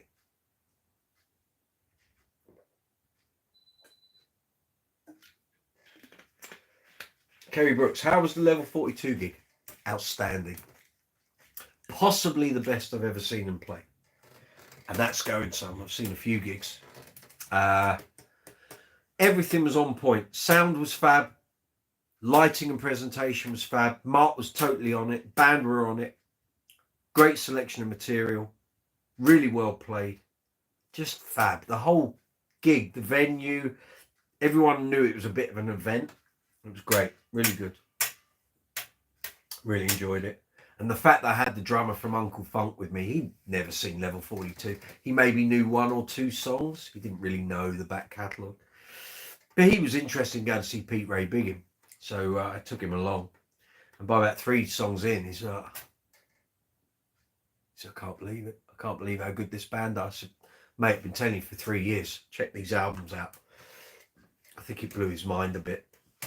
Because Marcus Miller on Sunday came with me to that. He said, I've just seen 2 world-class bass players do things on bass guitar I just didn't know was possible. I was like, see, I do know what I'm talking about, Adge. So yeah, it was fabulous. It was really good. Soulstar 89. Did you ever get to see Paul Jackson play? No. Very aware of his work, love his playing, but never sort of sought him out to go to a gig. How could he not know how good they are? Because he's a young guy, Kerry. That's why. Adge is 26.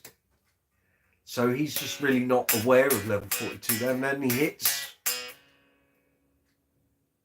in his lifetime. Next year will be 30 years since they split up the first time. Grave Visitations. Hello from Ireland. How you doing? Good to see you. Welcome. Hope you're well. Steffi, not Queen. Missed them last year. Was working for my local music. Put them back in. You were working for my local municipal, building up refugee camps for Ukrainian refugees coming to my hometown. We took care of 4,000 refugees in 6 months. That's very admirable. Well done, Steffi. My sister, just a baby then. Exactly, yeah. But well, you've seen Agit Drum. You've come to an Uncle Funk gig. You know what he's like. Grave Visitations. I've been to see Sinead O'Connor's grave. Okay. I'm sure that was a very grounding situation. I hope it's well looked after. Steffi, so I was too busy to join any Queen show last year. Still heartbroken about this chance I missed. I don't know for sure. Neil's not told me anything. I suspect there's another European tour in the offing. Maybe. I don't know for certain, but I suspect they're not going to sign off and not do another thing. Ben Kennedy will say that the Radio Gaga Queen tribute was pretty good. I know their bass player, John. Yeah, John Colton. Had the outfits down to a T. Not with the hair, he didn't. Along with his playing, loved the style of his bass centre power bass. Yes, sir. Yeah, I know JC, sorry, not JT. He kind of got me involved in doing the Queen tributes that I play with. I was covering for him on a couple of gigs, and just the ball rolled. The Queen tribute thing is funny. It's there's like a core of about 30 or 40 musicians, and it's just who's available on given dates. Some of the tributes use the same people all the time, some don't. They kind of use, it's like musical chairs, and you do enough of the gigs, you sort of pass people on the gigs, and it's all good. Grave Visitations, play some Hotel California. No. And I'm saying no because if I do, Don Henley will have this live chat video ripped from YouTube and will give me a copyright strike, and I don't want to do that. I want to keep my YouTube channel going. Don't go near Eagles songs or anything to do with Don Henley if you run a YouTube channel, as Charles Bertode found out. Now I can play Hotel California, but I ain't gonna do it. And the Eagles are one of my favourite bands, but there is no way you'll get me to play anything to do with the Eagles on YouTube. It's not going to happen. Soulstar, do you know any Headhunters tributes? No, I don't. I'd love to see some. No, I don't. Again, see with tributes, you have to decide, are you doing it for the love of the material, in which case you're probably not going to make very much money, or are you doing it to make money? In which case, a Headhunters tribute is not going to generate enough work. Generally, the busy tributes are Beatles, ABBA, Queen, sometimes Rolling Stones. Robbie Williams used to be a big thing. Carpenters seems to have become a big thing for some reason. Neil Diamond tributes. But over my career, well, you know, 28 years, I've seen loads of tributes come and go. There've been tributes to bands and artists that had no right to be a tribute. They were never going to get any work. But in the mid to late 90s, there were lots of agents that could drum up work for tributes, giving some of those bands a false sense that they could make a real good go of it. And I think a lot of them realised after about 10 gigs in, that band had no legs. They were not going to make it a regular gigging thing. And they folded. And I've seen tributes come and go, like really quick. Alanis Morissette tribute's been a perfect example. She was so hot for like a year or two. And then after that, died. You know, those bands just did not exist. There were a couple in London that were quite busy for a couple of years. And then when she kind of fell off the planet, in terms of material, second album, all of that, those bands did not exist. They just folded. They went and did a tribute to something else.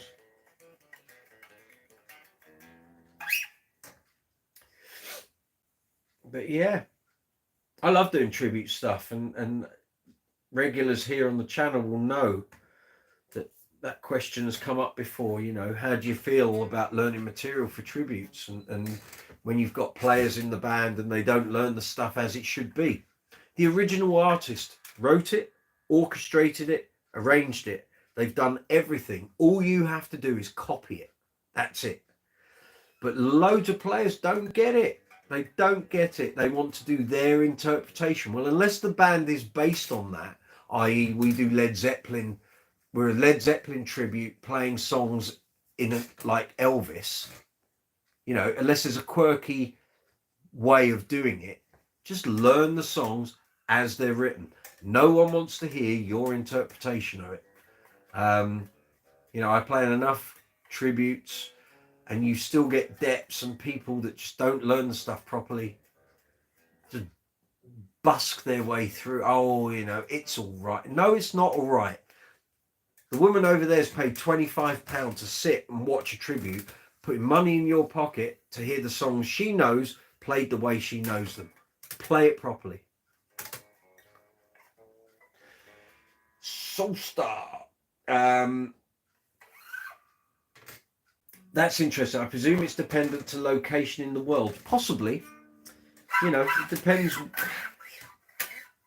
Here in the UK, it's a very different, you know, music is held not in contempt, but we don't get, musicians don't get treated well in the UK. You just don't.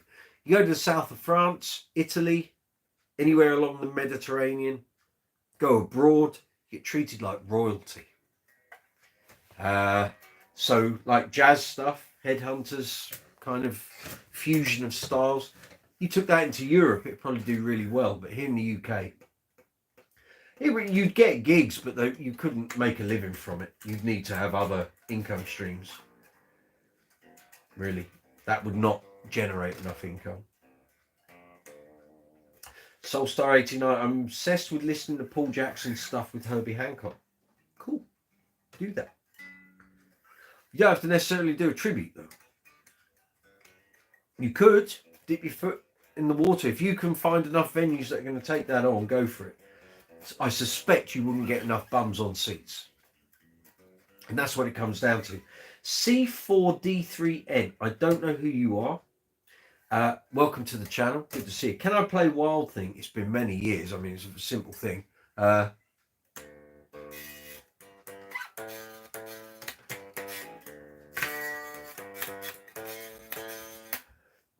pick your key.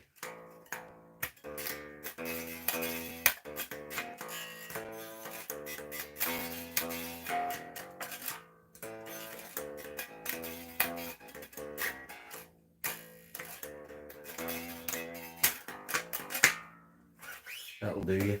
Eddie, I've been getting heavy into Tommy Shannon's playing in Double Trouble. Couldn't stand the weather is a masterpiece. Cool. Eddie, I don't know who you are, but you're very welcome to the channel. Good to see you. What's your opinion on the guy? Tommy Shannon. The name rings a bell. He might be off my radar. Playing in Double Trouble. Let me Google him. I suspect I've read about him in Bass Player over the years. Yes, I recognise him. Yeah, Stevie Ray Vaughan's band. Well, anything to do with Stevie Ray Vaughan's going to be fairly tasty. I have never sort of scrutinised his playing. Never spent a lot of time looking at him. I don't really have an opinion on him, to be honest. Stevie Ray Vaughan, monstrous player. I've never been a huge blues guy. I'm really sorry. That's just my personal taste. I can sit and listen to it and appreciate it and enjoy it, and some things go in, but it's not my musical genre really. As far as I'm aware, we never interviewed him at the magazine when I was writing for Bass Guitar magazine, and it never came up as a possibility when we moved over to being bass player. So that's our fault. We should have got on that. But I thought I knew the name. Yeah. Sorry, I can't be more helpful, Eddie. Sorry about that, mate.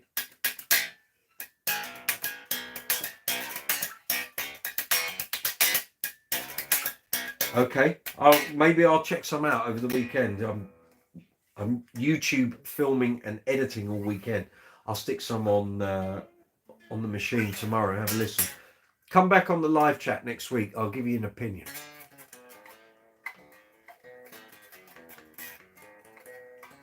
But you're very welcome. Thank you for coming on the live chat. Really appreciate it. If you're not already a subscriber here, feel free to hit the subscribe button.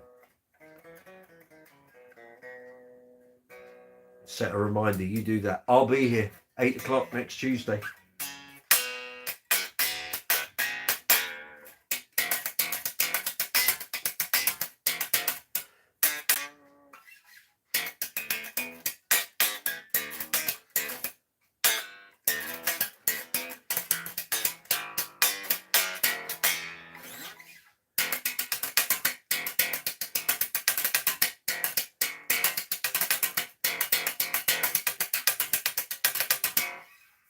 Are you a Yes fan? Yes, very much so. Have you been looking at my Facebook page? Brooks's Bass Corner Facebook page. I did put a post up earlier that it's 40 years since 90125 came out. Yes, very much a Yes fan. And I interviewed Chris Squire a year before he died. If you haven't checked it out, you can either go into the channel and just search for Chris Squire interview 2014. If you can't find it, tell me and I'll post you a link right now in the live chat. I interviewed him for about 45 minutes back in June 2014. I was gobsmacked. I was awestruck, but he was a lovely guy. Once we got 2 glasses of white wine down him, he was fabulous. Before that, he was a little frosty, but we got there. And I'm a huge Yes fan. Oh.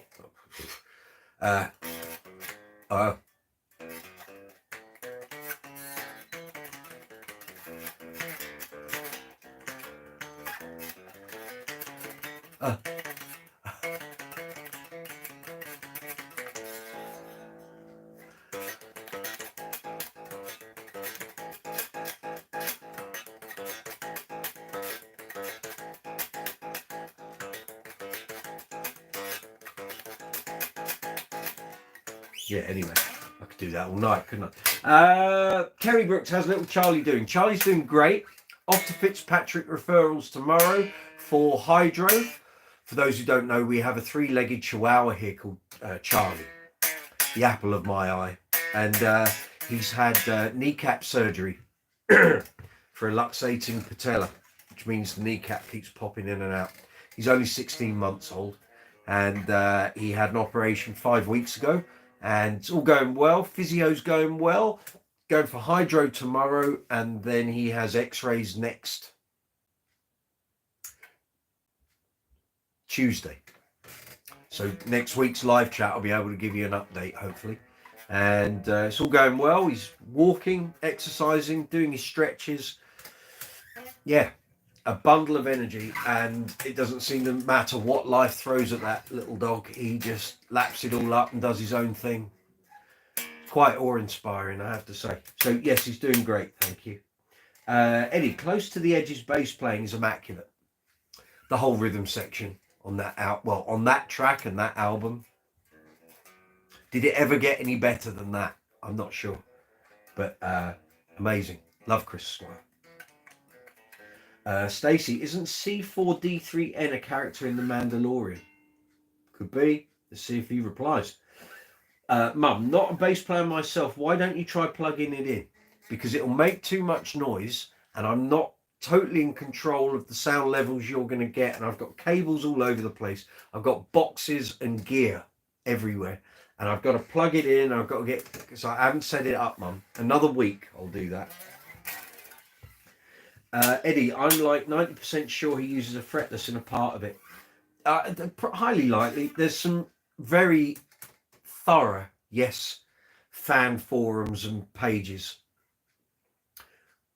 I can't get too involved in them because it would be going down a rabbit hole I might never come back out of. And it's great stuff, but it's so time consuming. And I have my work cut out keeping on top of the YouTube channel here and getting the videos recorded and edited that I can't afford to sort of throw hours away going down those rabbit holes. I'd love to. But yes, highly likely that he possibly did use a fretless on some of it. Keith Doherty, good to see you. I tuned one of my basses down to E flat for about 6 to 8 songs, okay? So dropping a semitone down. However, I've noticed you have the Digitech drop pedal on your board. What do you think of it? I absolutely love it. I bought it in 2019. I've now got 2 of them, so I've got one on both boards. I wish I'd had it 25, 30 years ago, Keith. It would have saved me a whole load of grief.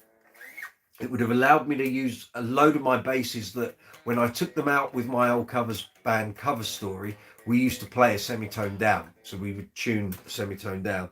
Helps with the old vocalists Hobsons. And some of the basses I took out did not like me. Wouldn't have mattered. Learn the songs, keep the pedaling. Great. The only thing with the Digitech drop, after about 3 semitones, you lose your top end. So if you're doing slap stuff, your pop notes aren't going to stand out. They're not. You can probably go down to 4 semitones at a push, and then it gets a bit mushy and a bit processed, like really processed. The real good thing about that pedal is, which is why I now take it when I go abroad and do gigs, is not only have you got the drop down facility, you also got a built-in octave effect at 8 semitones, which works really great. And it sounds quite different to my other octave pedals. So that's all good. But I wish I'd had one 30 years ago. Would have made so many gigs a lot easier.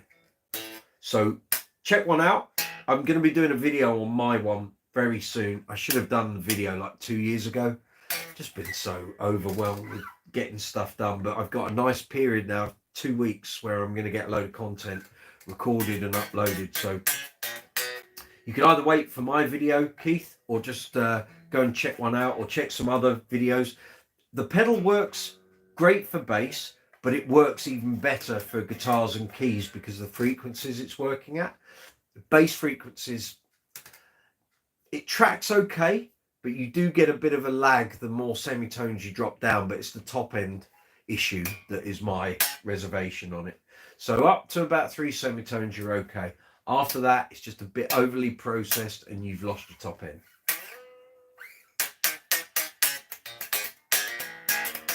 But for 6 or 8 songs, it's probably going to be perfect for you. And you're only going down a semitone. So, Tom Sage, I like the sound of that pedal. One for the Christmas list. You do that, Tom. They're only about 110 quid, 120 quid, I think. Put one in the tub, didn't I? I think I did. Or did I put it? Oh no, it's over there. It's over there. The other one's on the board, so that's in the garage.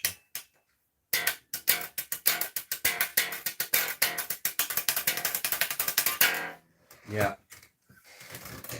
Keep the questions coming, gang. It's good tonight, I tell you. You lot are on form. It's good. Good questions we're getting today. Are up. Everything's green, heading upwards. Thank you very much. Can't do it. Drop down 1 and I don't slap. Essential purchase, Keith, I would say. Believe me, once you've got it and you now don't have to tune your basses down, so your string tension is better, the necks are better, you'll think, why didn't I have this sooner? I know I did. It's been a boon. It goes everywhere with me now. It's essential pedal, tuner, drop pedal, then either an octave pedal or a filter. Kerry, I'm going to good night all. It's been a draining day. Have a good week. You take care. I want an update tomorrow, please. Once you got your meds, get a good night's sleep and look after yourself. I'll check in with you in the morning before I take his nibs to Fitzpatrick's.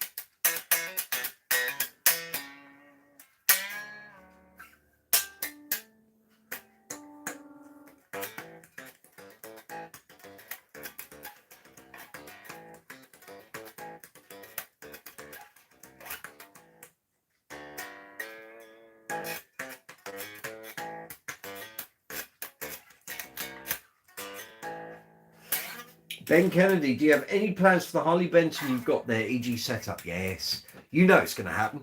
I'm going to kill these strings by doing a load of ABBA practice, and as soon as these are ready to come off, because they're not the greatest strings, I have to say, this bass will be going on the workbench for a complete setup, new strings. I can't really do anything about the strings going over the pole pieces. So I mentioned several times on the live chats, the strings, we've got problem there. I don't know if it's the pickups are out of alignment. I don't know if it's the bridge. I won't be changing anything. The bass didn't cost that much. But I will do a setup video and a cleanup and a strings video, and then we will do a demo and review video. This is going to be coming out with me on some Uncle Funk shows. Probably this side of Christmas as well, because it sounds great, plays great, really nice to play. So yes, Ben, keep watching, it's coming. Steffi, better get going, another busy day ahead. Thanks for this very nice chat. See you all next week. Take care, good night. Thank you, Steffi. Take care, have a good week. Keith Doherty, I'll wait for your video, but seriously thinking of getting one, as the bass I tuned down I quite like to be set up for normal playing. Exactly the same guy as me. I was in that position all the time, Keith. My old band, we played semitone down. It helped the singers, but my God, my bass necks all over the shop until I started using my empathy. And then that kind of, well, it's graphite, wasn't moving, was it? But the wooden neck basses did not like it. Especially when I had weeks where I was doing 2 or 3 different bands, all 3 of them with different tuning setup. Made a big difference.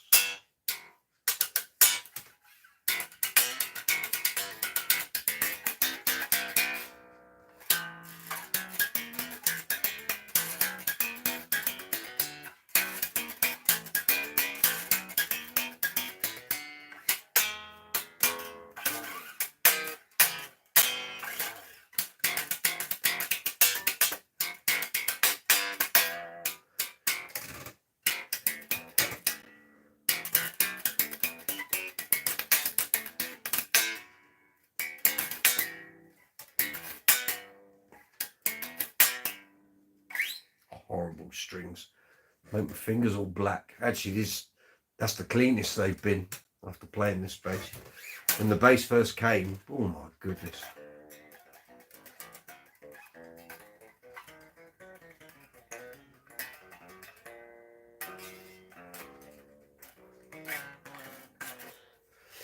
Oh, we've just done 2 hours. We just went over the 2-hour threshold. You're very welcome. Live chat 64 here on Brooks's Bass Corner. Will you still love me when I'm 64? All the way from London, here in the UK. We do this every Tuesday at 8 PM here on Brooks's Bass Corner. Welcome along. It's good to see you. If you're not already a subscriber to the channel, please hit the subscribe button. Please give the video a thumbs up and hit the notification bell. We're a bass channel, bass guitars, bass amplifiers, bass effect pedals. Anything to do with bass, that's what we're talking about on here. If you've not been on the live chat before, this is the video window. On the mobile app, directly below is the live chat window. If you're on the desktop version, the live chat window is that way. At the bottom of the live chat window, you'll see an emoji icon. Please give that an absolute pummeling. Pummeling? That's not even a word. Pummeling and a good leathering. That shows the algorithm that you're enjoying the chat. Next to that, you see a dollar symbol. That's called Super Chat. That allows you to make a financial contribution to the channel, should you wish to do so. You don't have to. The channel is free to watch all the videos, but we're monetized. So if you find a video with some information or a particular video on how to do something and you find it useful, then please feel free to contribute. Underneath the video window, you'll find a row of icons. There's a thumbs up. So please give the video a thumbs up if you'd be so kind. If you give it a thumbs down, either you don't like the video, or you don't like the channel, or you don't like what I do, then please leave a comment so that I can try and make the video and the channel better. Next to that, you'll see a share arrow, so you can share this out to social media, email, websites. There's a save button, which allows you to save the video to a list to watch at a later date. There's the shop button, so you can see some Brooks's Bass Corner merchandise if you wish to purchase some. And then you will see a love heart and a dollar symbol within the love heart. That's called Super Thanks. Works exactly the same as Super Chat, but you'll find Super Thanks as a facility on every video here on the channel. So again, if you wish to make a financial contribution, help the channel out, you can do so via Super Chat when we're doing a live chat, or via Super Thanks at any time on any video. In the description box below, you'll find affiliate links for Amazon, Thomann, Gear for Music, and Andertons. So if you've got a bass related purchase, you can help the channel if you make a purchase using those links.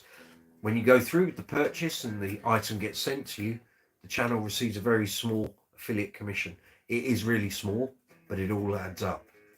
You'll also find merchandise links for Brooks's Bass Corner merchandise. There's a UK and European store and a US and worldwide store. The links are there in the description box. And from tomorrow through until Sunday, there's 20% off all merchandise across the whole world. So wherever you are, whichever of the stores you use, you'll get 20% off whatever you buy. Underneath that, you'll find social media links, and you'll find some Facebook, Twitter, Instagram, TikTok, Be Real, Reddit, Quora, Discord, and Threads. I thought I did that quite well and snappily there. Let's see, Ben Kennedy. Oh yeah, we did that one. Keith, we did yours. Stacy, Mayonnaise Bases. Will you feature another one anytime soon? I will if I go and pick some up from somewhere. But I haven't got any plans to do so. I did check out, using keyword research, some other videos, and they don't tend to garner huge amounts of views for whatever reason. Certain videos on certain channels do, but generally as a brand, they don't. And further to our chat earlier, Stace, I've got so many videos to produce and get up. At the moment, it's not a priority, but I will do some at some point.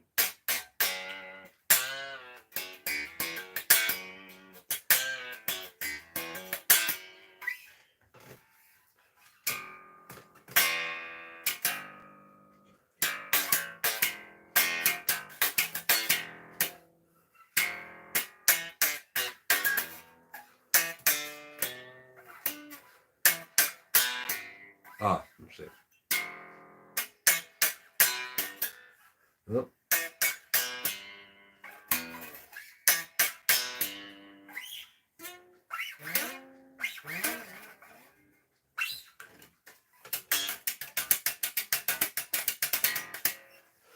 Yeah, it will get there. It will. But I've got to do some earth. I said about black fingers. That's how dirty those strings are. I think there's also an element of crap on the fingerboard as well. But yeah. Yes, I've got a load of ABBA stuff to start learning. So I've got a bunch of ABBA gigs coming up in December. So it's time to give that a refresher. So I'll use that bass to run all of that. And then once those strings are ready to go in the bin, that bass will get a full setup, new strings and everything else.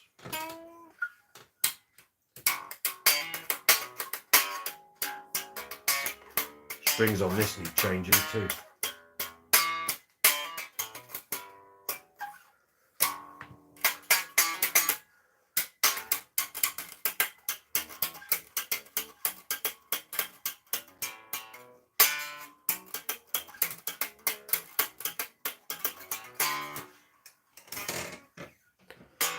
How are we doing? We've got 9 people watching at the moment. Hope you're all good. Hope you're safe and well.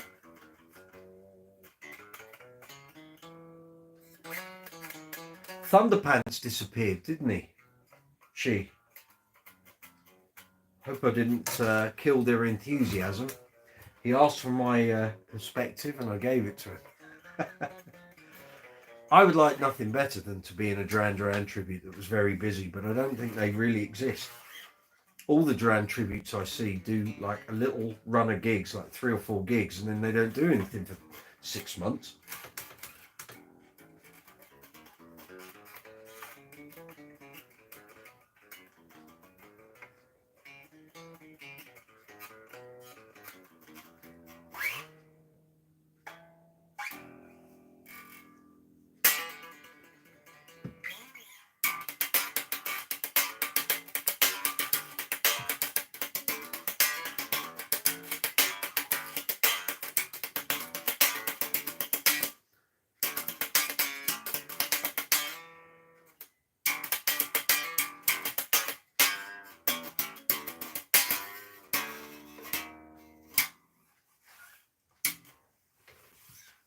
Strap needs to go up a bit, doesn't it?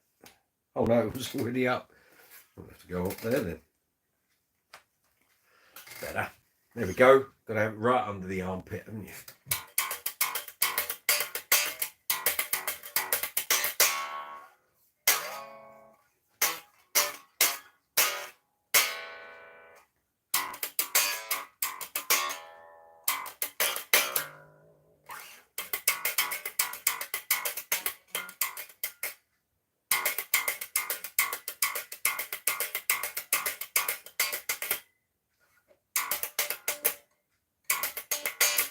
Jim Hawkins. I saw a post-it on my desk about 3 hours ago that said, get on with Jim Hawkins's bass lessons. Jim, I'm so sorry. It's been, what a year. Poor Jim. He came on the channel months ago and has been a fabulous chat. And we were going to do some bass lessons together. And one thing or another, first my dog died. Then we got a new dog. Then my father-in-law contracted lung cancer. Then a million things all happened all at once. Then my father-in-law died. Then it just, life has been like frantic. Jim, I will get to you, I promise. It might be after Christmas, which would make more sense. A, because I'm going to have a load of time on my hands.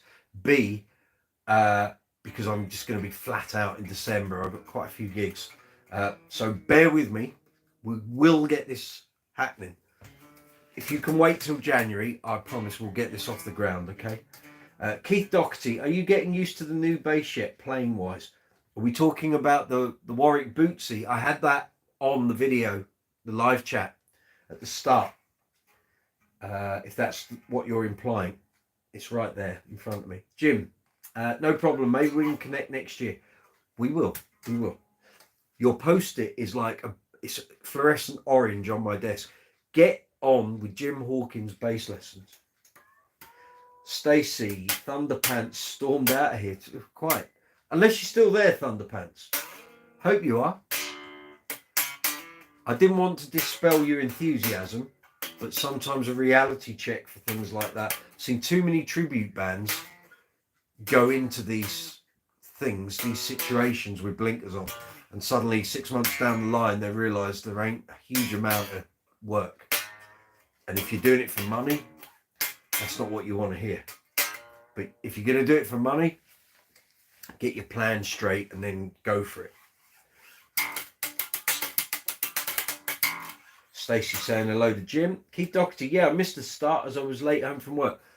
When this finishes, Keith, you can click on the link on the channel and you can watch the bit you want from the start. We'll check out the chat in the next few days. Cool, no problem. I think we did about 30 or 40 minutes talking about it, so you'll see all the repercussions of the pointy body design.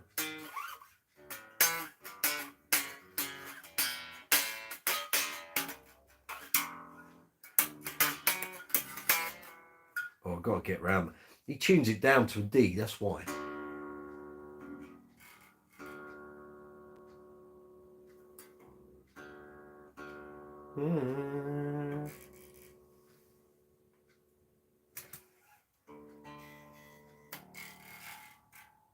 There we go.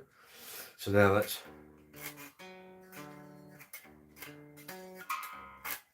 Oh, thank you.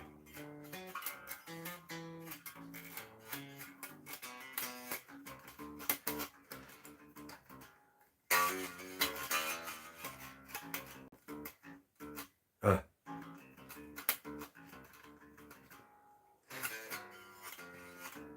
don't play all this stuff.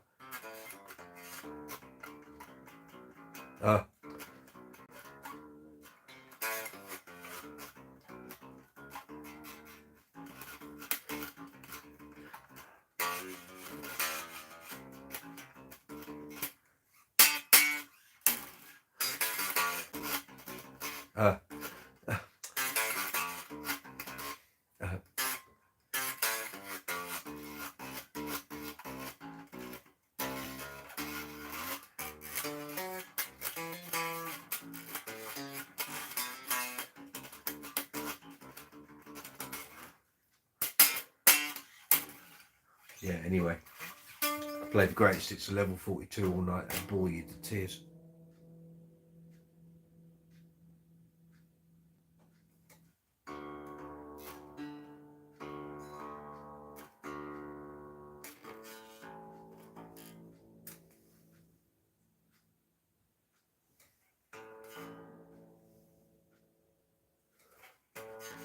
Right.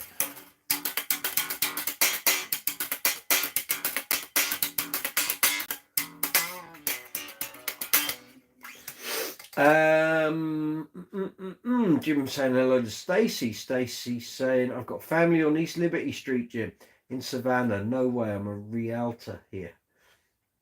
Jim, any fun gig stories from the summer to tell? Jim, check out the last 6 bass string experiment videos. So in the past month, I think I've put 15 to 19, 20 to 24, 25 to 29, 30 to 34, 35 to 39. There's 6 new bass string experiment videos, Jim, which basically covers my gigs through from October last year up to, well, so the latest one is gigs 40 to 44, which takes us up to about the 3rd week in June. So you see all the summer festival coming and goings.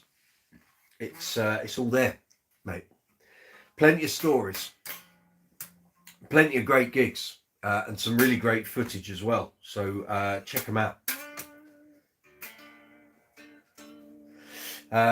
Went to see Level 42 2 weeks ago. Went to see Marcus Miller 2 days ago. It's Tuesday today. Yeah, Tuesday. So Sunday I went to see Marcus Miller here in London. Excellent. So in the space of 8 days, I saw Mark King and Marcus Miller in London.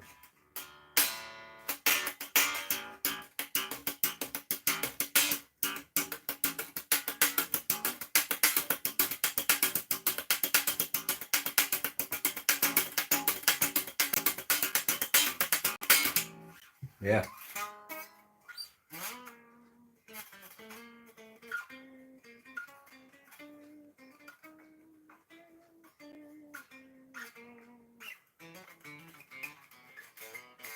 I'm waiting on some new bridge saddle screws for this.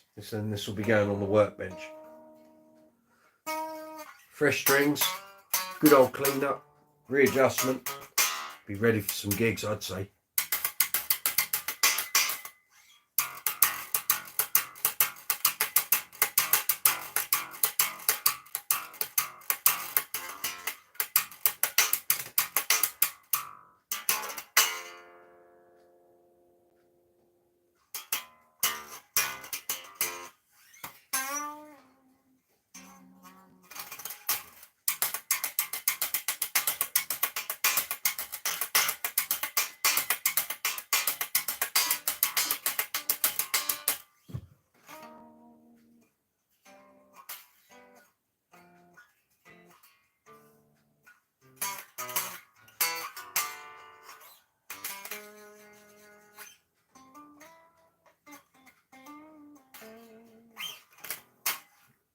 Yeah, there we go. JD's in the house, man.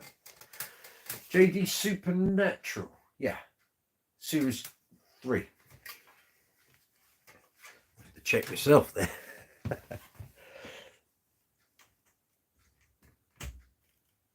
Oh, here we go. Yeah. I haven't played this for a while. This is going to come out in some gigs soon. Yeah, the old favourite. Oi. Harrier SB 1000. You want a big piece of wood? This is the bass for you.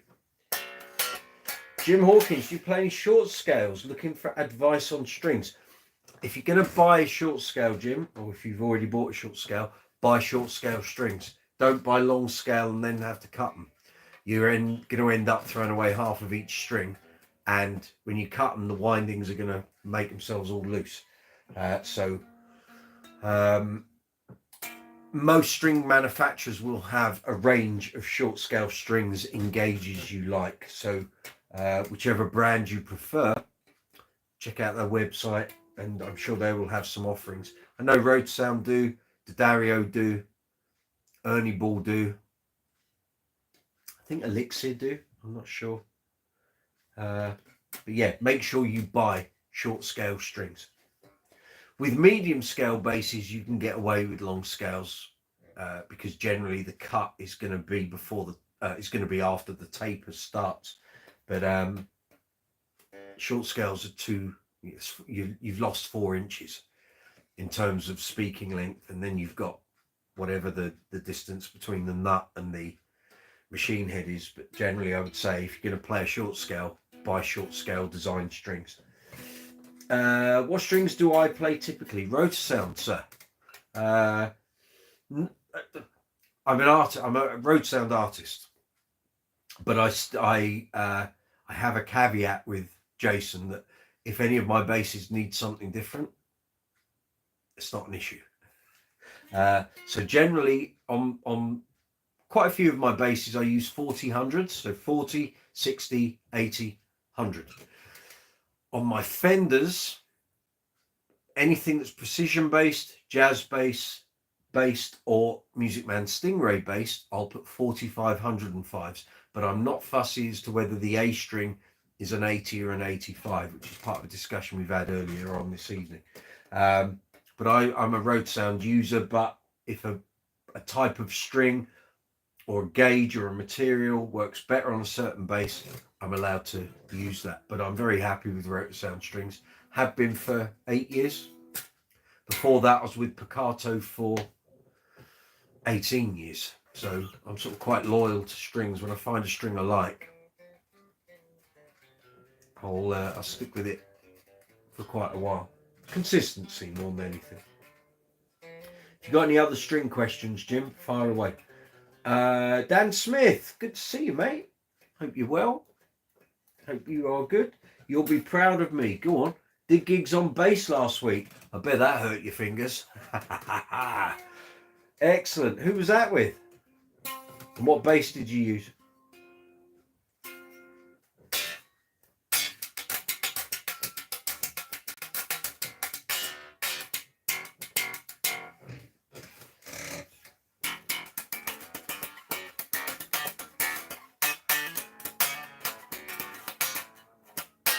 The Fishing Kid, good to see you. Don't think we've seen you here before. Can you sing Up Church? That's not English. Is Up Church a song title? That sentence doesn't scan, my friend. You are very welcome here on the channel, but it's all about bass on here. But you need to type that right. It's a country music guy. Never heard of it, mate. Sorry. Not a huge country fan. I can appreciate it. Certain artists I can listen to, but I'm not a country music aficionado, I'm afraid. Dan Smith, my mate has an Indian soul wedding band. Cool. Jim Hawkins, flat wounds. I tried labella on my short scale, but they were just too rigid for me. Okay. Rotosound do some good flats. Bass Center Elites have some good flats. You might want to try some Thomastic Infeld. They are generally the flat of choice for most flat wound players, but they're pricey, but they're meant to be really good. So basically, Jim, if you're finding labellas too rigid, you want something with less tension. You want a low tension flat wound string. Just use Google. You'll find what you're after. Dan Smith, oh man, it was on some 5-string Schecter thing I bought in uni. Schecter as a brand in the 80s were high-level, custom-made instruments, and the brand name got sold. And Schecter now are a kind of mid-level, inexpensive brand, generally. Fishing Kid, or you can at least start singing and saying happy birthday to me. Well, happy birthday. Hope you're having a good day. I don't know where you're based in the world. It's 20 to 11 at night here in London. Well, happy birthday. Hope you're having a great day. Hope you've had lots of treats and good presents. Dan Smith, a mate of mine said if I wanted a workable bass on a budget, Sire basses are all right. Yes. Yeah. The only thing with Sires is there's tons of them about now, which makes second-hand prices good. But a lot of people who get them end up changing either the hardware or the pickups or the electronics or anything other than the body and the neck. So if you can find one with a tone you like and you like the circuit and how it plays and it plays great, then just go for it. Their prices are fairly stable. So, you know, if you buy one like 350, 400 quid, you're not going to be out of pocket if you come to sell it. And if you want to develop it, put better pickups in, put better machine heads on it, put a better bridge, then go for it. By the time you've done all that, you'll have a really great bass. So, yeah, just don't buy one unseen. Go and try it. Andertons in Guildford are the UK distributor for them. So if you can get down there, I think you're based a bit further up north, aren't you? If you can try some, do. But there's so many versions now. It's like version 3, 5, 7, 9, and yeah. But if you know what you want and know the tone you want, Dan, go for it. Jim Hawkins, I have a Sire U5. It's awesome. There you go, Dan. Have a chat with Jim.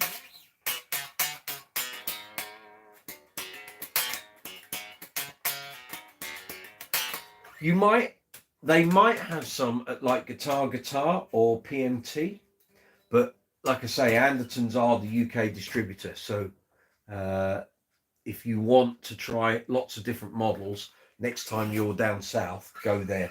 Andertons is near Guildford. Southwest of the M25.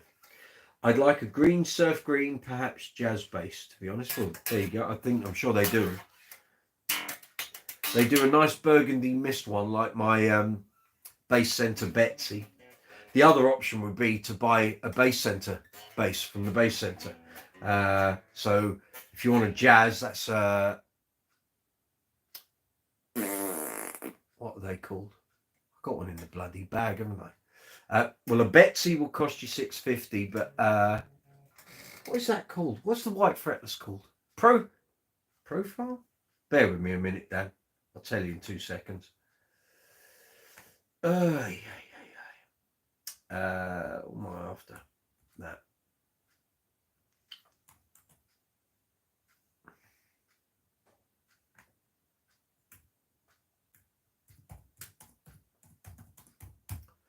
jive bass, I think that's what I'm thinking of.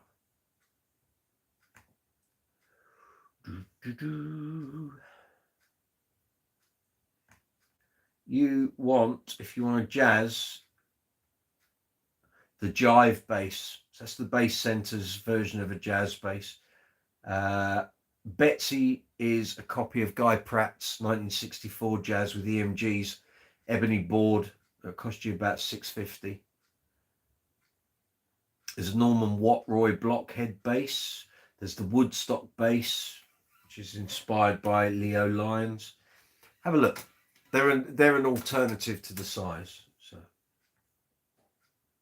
lots of different finishes available. Absolutely buying with my eyes on that one though. That's all right. Jim Hawkins, you can get that one with a nice rosewood board.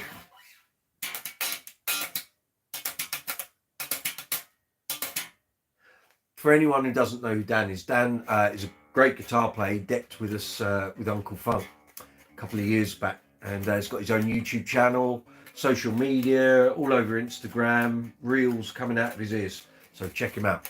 Lovely guy, great guitar player, belted.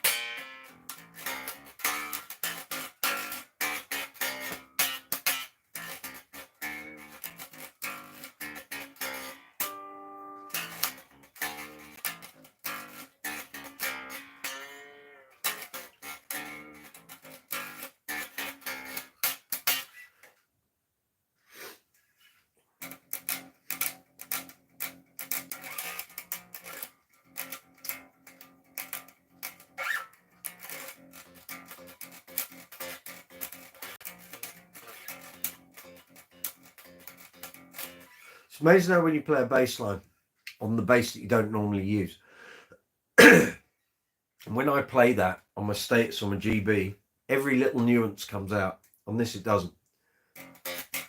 So I'm playing Dance, Dance, Dance by Chic. And what you're meant to, when it's all plugged in, you get the extra pulse of hitting the strings on the way down.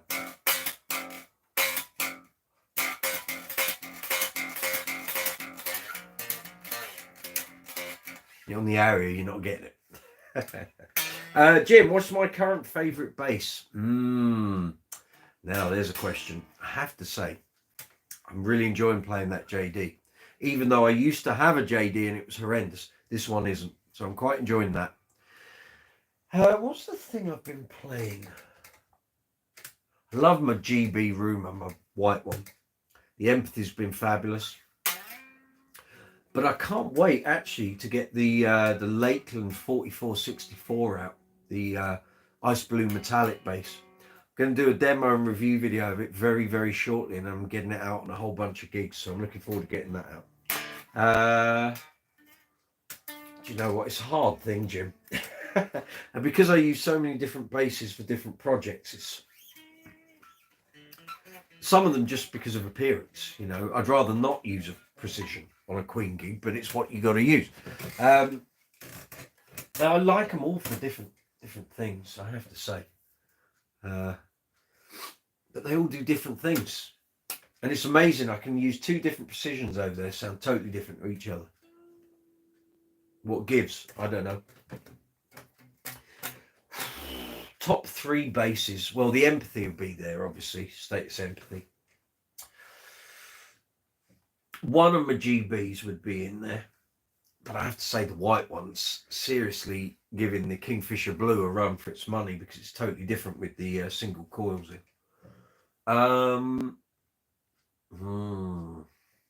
It's hard, Jim, doing the top 3. I tell you, really hard. It would depend what the criteria are. See, Betsy is fabulous as a jazz bass, absolutely outstanding. But I've got better basses than that. As fabulous as Betsy is. I do love my Dingwall, my NG2 5-string over there. And my alembics, I mean, nothing sounds like an alembic. Many have tried, but many have failed. And they're quite unique sounding. So, you know, I love having lots of different ones because they all sound so different. You really do. You know, both of the status empathies I've got don't sound necessarily alike. And actually, I've strung them both with different brands of string, different gauges too. Most versatile. Whoa. Crikey. Well, I call the status empathy a tonal battering ram. I've never taken that on a gig and not been able to cut through and have a really good bass tone. It just does everything really well. Graphite neck helps. That's extremely versatile. The GBs are too. They've got 18 dB of cut and boost on the EQ. One of them I designed and it's my bass built for me. So Stingrays, very versatile. Trying to think actually. They've all like the Lodestone with the Sims Super Quads. That's, you want versatile. With those pickups, I can have any bass tone I want in terms of split coil, single coil, or humbucker. So, yeah. Is there something going on with the camera here? It's like I moved like 5 minutes ago. It's not caught up for some reason. It's a bit crazy. Most fun bass. Oh, it's Kubicki's for most fun. Just because they're medium scale, ergonomically fantastic, great sounds, great tones, easy to play, easy to wear. But see, the Status Matrix, you know, it possesses what I consider to be one of three of Mark King's best bass tones ever. I love playing that. It's got so much punch and snap to it. Take your head off. Pluck the G string on the Status Matrix. If it's like a blade of grass, it's like someone run a lawnmower blade across it. Fabulous. Criteria. Oh, okay. Right, yeah, I've got to the bottom of that.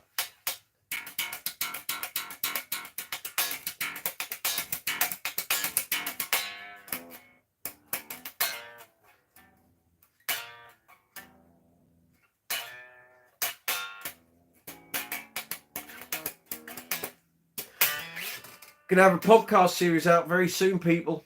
Keep watching. I'm working on it. Scripts are being developed. Can't tell you what it's going to be called yet, but it's coming imminently. Could be filming next week if I get my stuff together. If I get all the other jobs out of the way this week in terms of YouTube content. Big Blue played Bad to the Bone. I don't know it. I know the song, but I don't know what the chords are. Sorry, mate. Never played it in my life. Couldn't tell you. But thank you for suggesting it.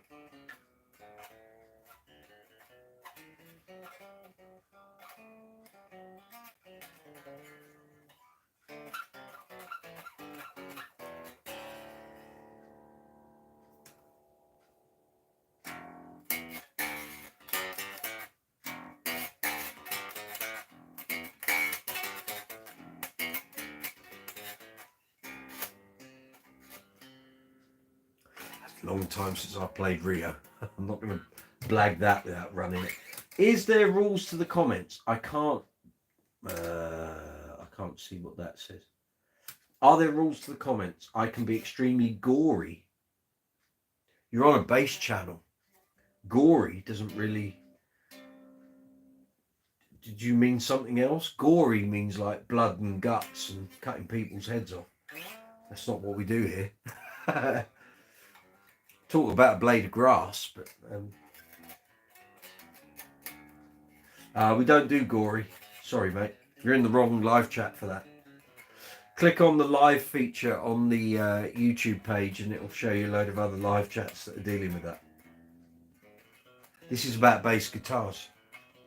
I think the guitar and the amplification might just give it away, but thank you for attending.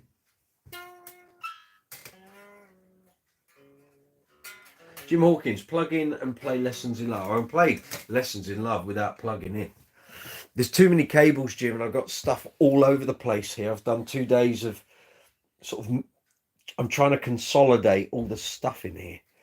And see, I really need a status for doing that properly. But we'll do it on that, I guess, can't we? We can do it on this. Don't know if the tuning's right, but we'll check it, shall we? Do I know Freebird? Ooh, I haven't played that in about 25 years. I think I played it once because a lot of the bands over here in the UK in the pubs and clubs, they don't like you playing it. It's just too long and dragged out, and every band used to play it, so a lot of places banned it. A bit like Sweet Home Alabama. Although Sweet Home Alabama gets people dancing, Freebird doesn't. Not over here in the UK anyway. Lessons in Love. Oh, right, let's just check. It's kind of there. Oh, if you want to start, Jim.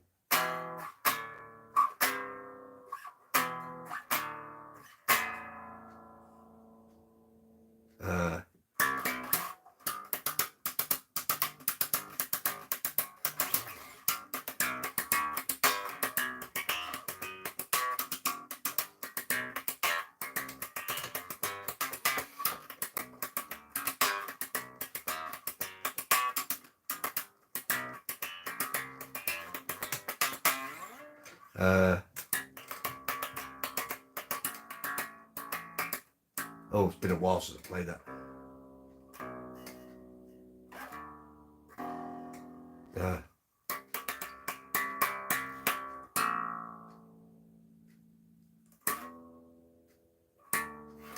I'll check it out. I haven't played it in ages.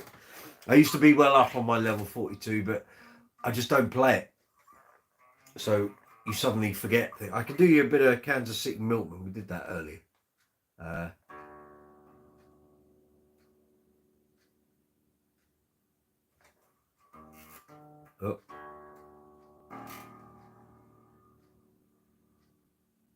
Strings are dead on this, by the way.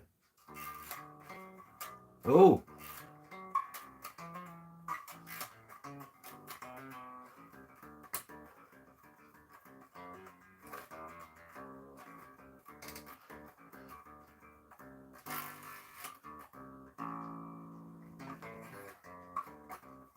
Ugh.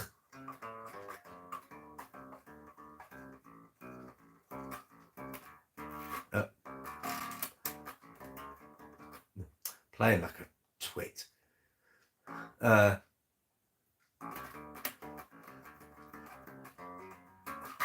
Oh.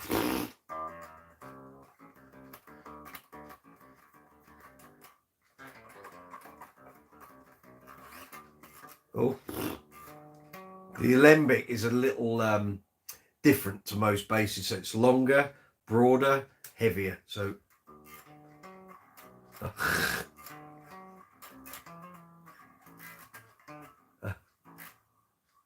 what am I doing?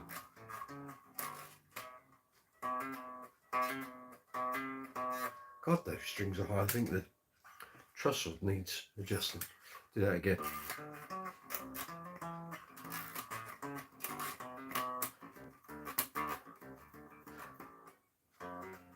Yeah.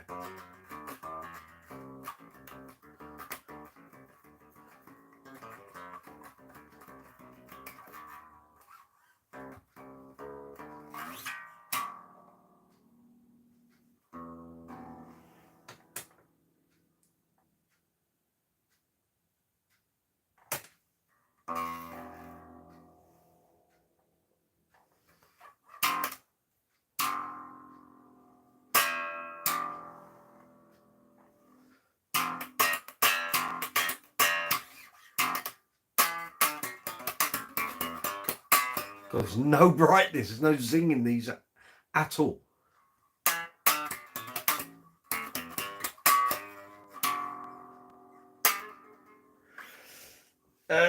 Big Blue. Hold on, you've taken over the chat, mate. Hold on.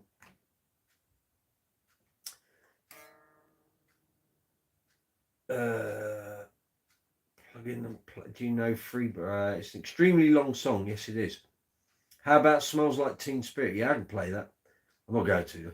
Also, you're kind of good at that NGL. Can you show your left hand technique? I can't on here, Jim, because the YouTube mobile app has decided that for all live streaming live chats, we have to go in portrait, not landscape. So I would need to be like that. It's a bit difficult to play like that. If you've watched any of the workshop videos and workshop live chats in recent weeks, trying to play like that just sounds dreadful. Right, can you show your left hand technique? I can. So we'll do that in a second. I want a drum set. I want £5 million. Get one, Big Blue. Pearl is a good beginner's kit. Yeah, how much is it? But what inspired you to play bass guitar? Always wanted to be a musician. Originally wanted to be a drummer. Then decided I wanted to be a singer. Then my balls dropped. And thought, where are you going to go? Are you going to be a guitar player? Are you going to be a keyboard player? What are you going to do? And a lot of my musical heroes at the time were bass players. So John Taylor, John Deacon, Mark King, Billy Sheehan, Bernard Edwards, Vadim White. So I ended up being a bass player. And I had some lessons with an English teacher at my school. And I knew the very first day that I picked up a bass guitar at the music class in my school, this is what I wanted to do for the rest of my life. That was 1987. And here we are in 2023. You want to be an actor? Very good. Do you do acting classes? Is that something you do?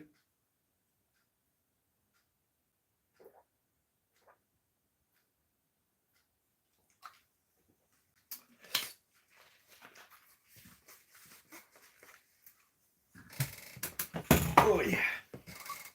Yeah, these strings need changing, as you can hear.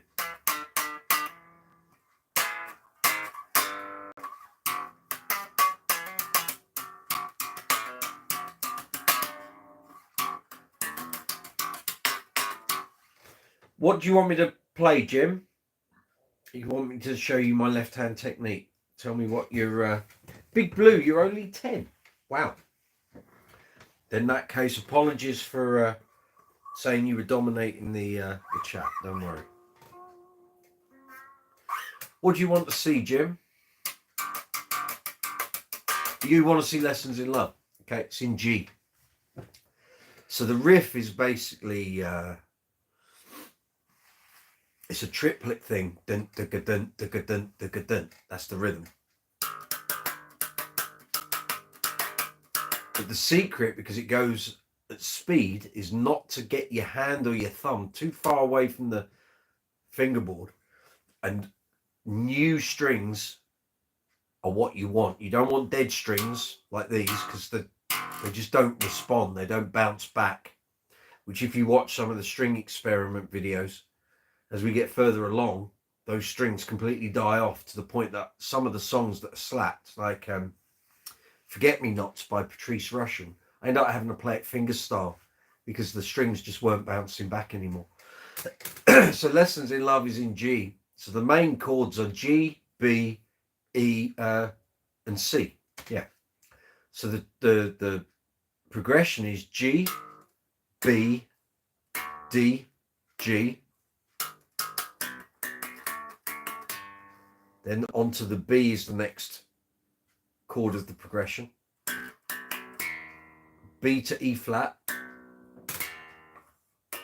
F sharp, B. Then you're into E, so open E. E to G, B to E. And then the C is C to E to G to C. So if I run it all together, it will make some sense.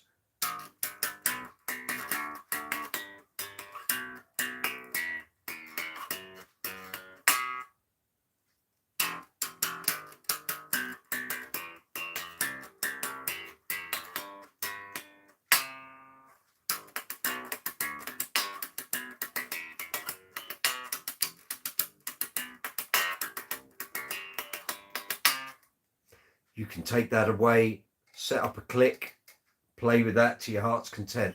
That's that progression.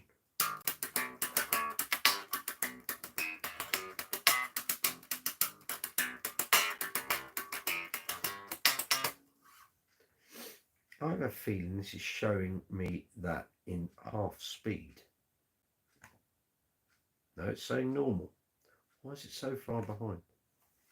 Crazy. NGL, not going to lie.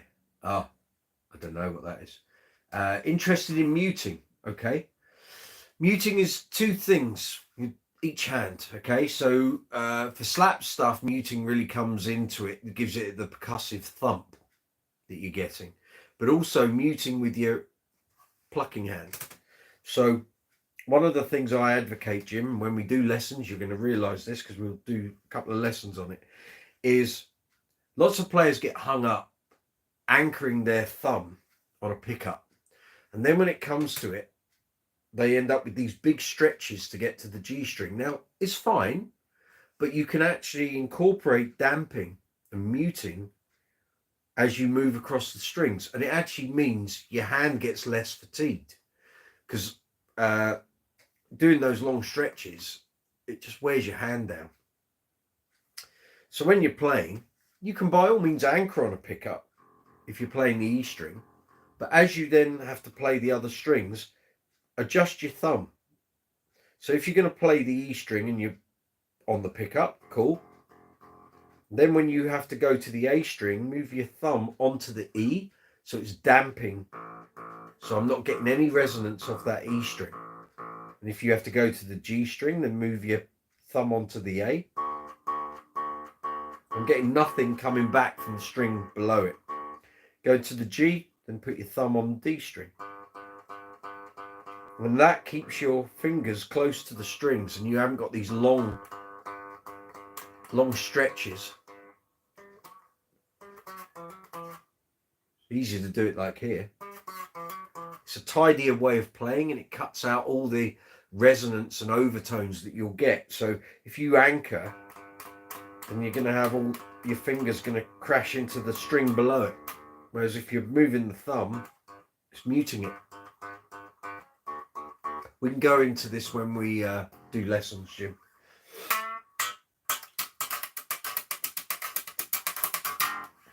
Cheers, Keith. I have an amazing collection of basses. I've worked hard for them, sir. Big Blue. Okay. YouTube buffering. What am I even doing? I don't know. 10 o'clock. Sorry, you're 10 years old. I'm assuming you're not in the UK because it's 11:05 here at night. What is a 10-year-old doing up at that time? I presume you're somewhere else on the planet. Okay. Jim Hawkins, muting E string with a thumb. Yeah, you can do that. Oh, are you talking on the left hand? Thumb over the... You can do that. I tend not to do it. There are some famous bass lines that require you to do that in order to play a line. I can't remember off the top of my head what they are, but... Big Blue, I have a song for you to listen to. Okay. Jim Hawkins, I use floating thumb technique. Excellent. Well done, Jim. Just like you're demonstrating. Good. You live on Mars, do you? What, the chocolate bar?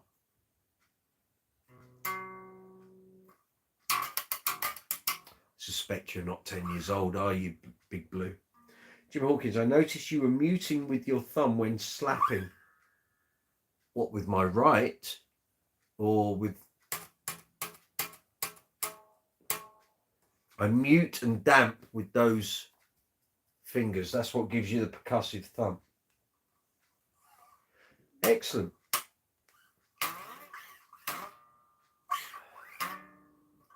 The song is called Royals by Youth in Revolt. Don't know it, sir. I'm old school. Can't you tell? Left hand. Right. Okay. Yes. It's hard to show with these strings because they're deader than a tramp's vest. But yeah.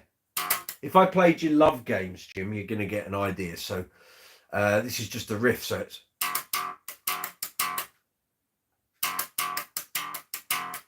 If I don't mute and I just play it, it's this.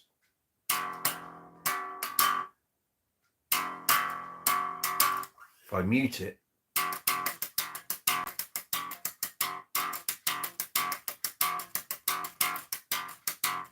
I throw it all together, you end up with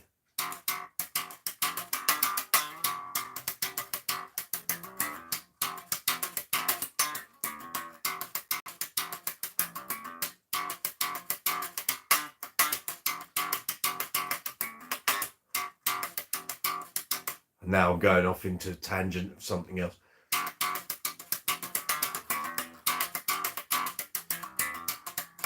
Aha! Sloppy. The bass is so heavy.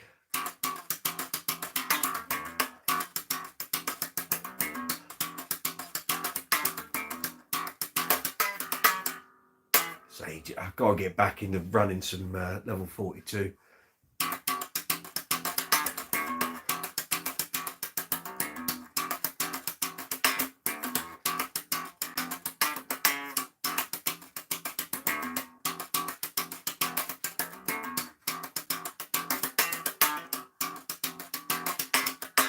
Strings aren't doing me any favours, I'm really sorry.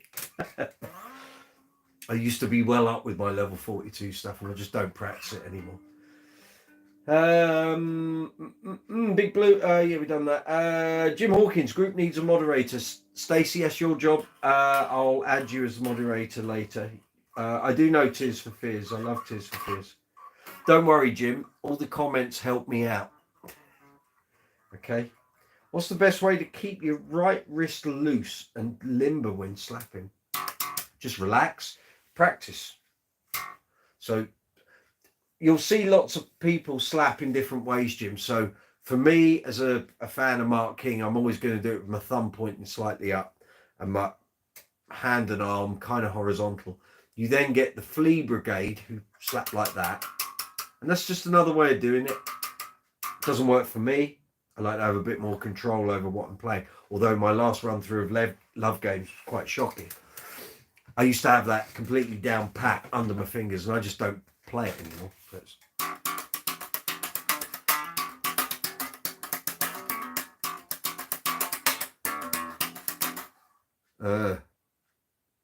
Yeah. Some better strings on here wouldn't go amiss. These have been on for like 7 years. Battered the hell out of them.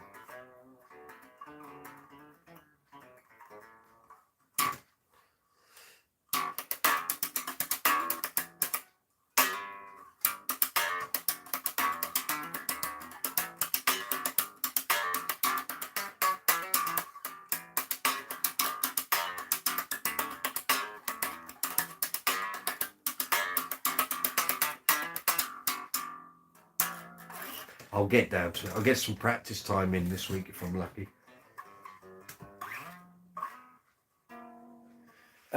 You have a pet guinea pig. I have a pet chihuahua.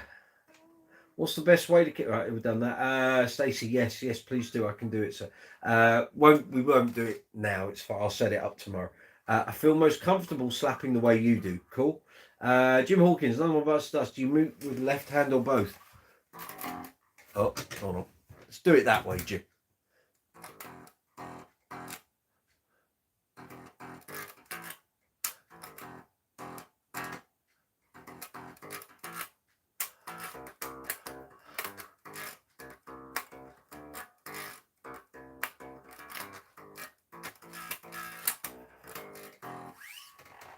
That's that one.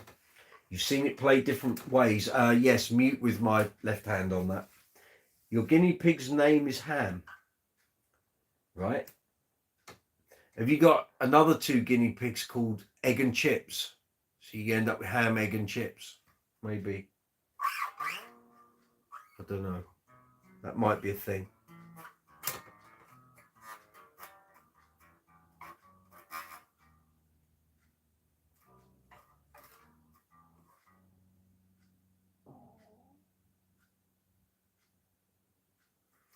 Or you could have another 2 called Mustard Sandwich, and then you'd have Ham Mustard Sandwich. That's good. Your guinea pig's name is Ham. Yes, you told me that. Okay.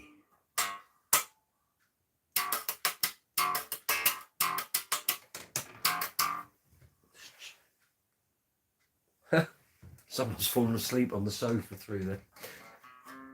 Ben Kennedy, have you ever used your Stingray on Queen tributes for Another One Bites the Dust? No, just stick with the precision. There isn't time usually on a Queen tribute to be changing over guitars, to be brutally honest. And John Deacon in '86 didn't change. He just stuck with the precision, and that was that. That's good enough for me. It doesn't. I some Queen tributes do that. I just can't be bothered. You can't tell me that most of the punters are going to worry about it. Aficionados might. I'm rather playing to, Mrs. Bloggins, who's paid 25 quid for a ticket and wants to have a good time. I'm not playing for the technical spods who want to make sure you play every guitar correctly, period correct, and did he fret that D at the 5th string on the A, or did he do it at the 10th fret on the E? I'm not buying into that nonsense. And if your eyesight's good enough that you can tell, I'm very pleased for you. Big Blue, in total I have 5 animals in my house. Excellent. Well done, you. Jim Hawkins, do you know Fascination by Human League? I don't know the part, but I know the song, Jim. Love that bass part. We can learn that come January. Add it to the list, mate. Add it to the list and remind me. Oh dear. I think this needs a bit of a setup. The action's really high. Really high and dead strings.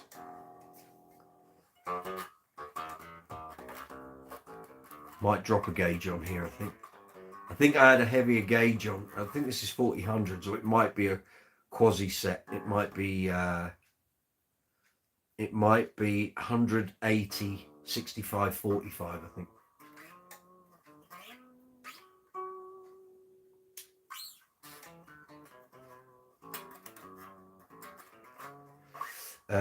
Psycho Killer demo. No, I was never a Talking Heads fan, mate. Although I know Duran Duran have just covered that. Okay, Big Blue, giving us a list of your animals. I don't want to be rude, Big Blue, but this is a bass guitar channel. It's not a channel for you to come and sort of pour out your life. I'm really sorry. So either get with the chat or just sit and watch.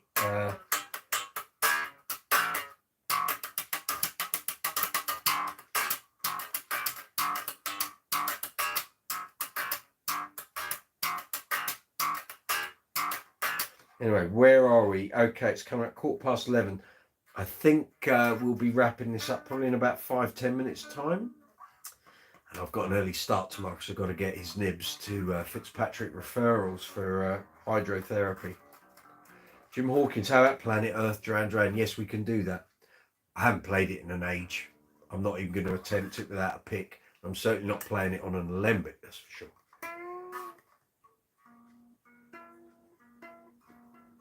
Yes, Big Blue, but this is a bass guitar channel, and unless you've got conversation relating to bass guitars and music, it's not really appropriate. I'm trying to be as polite as I possibly can. You know, Smoke on the Water, I do.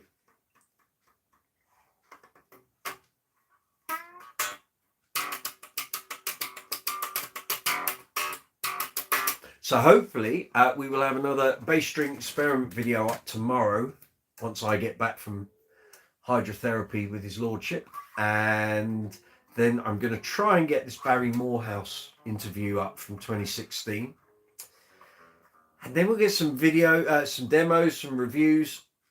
Should have the bass string experiment series all wrapped up in a couple of weeks. So I know I've been banging on about that for so long, but it's been a thing to get done. It's been a series,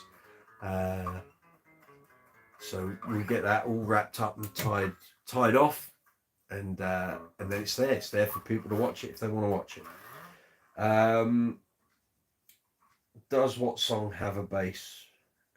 What's your opinion of Mark King's Influences album? I like it a lot. Keith, I love it. I've always loved it. I loved it from the very first time I bought it in 1981, 9. I've got it on vinyl and CD. Love it. It's just great. Great. I wish I had gone to see him do it in Jazz Cafe, Ronnie Scott's in 2012 when he did it live with the band. I was just too busy at the time. I think all the dates fell on the same days that I had gigs with my covers band, or it might even have fallen. I think it coincided with the same week that the London Bass Guitar Show was on. That's right.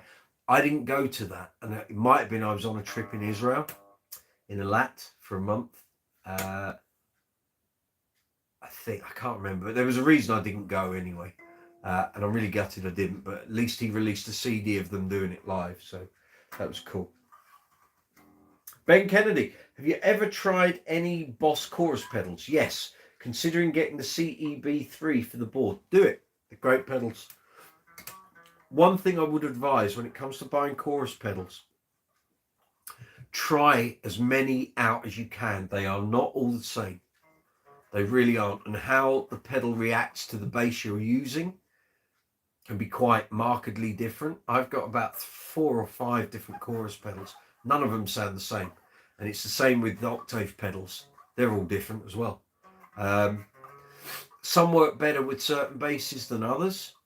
Some just work great with everything. So try a few out. If you can, get to like a bass dedicated store if you can, because they're going to have a better range of sort of bass pedals rather than just a bunch of guitar pedals, and it might work on bass, but you're not really sure.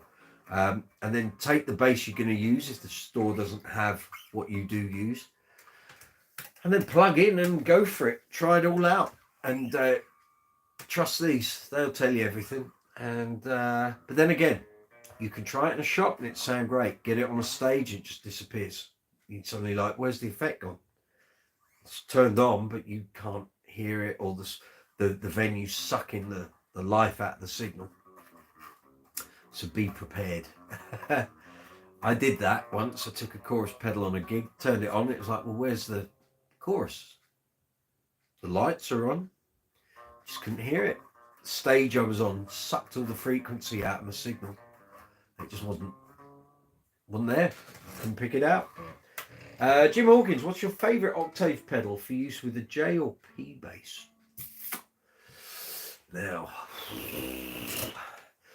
depends on the octave effect you want. So I really like the original Grey Label EBS octaver, which is in the tub there.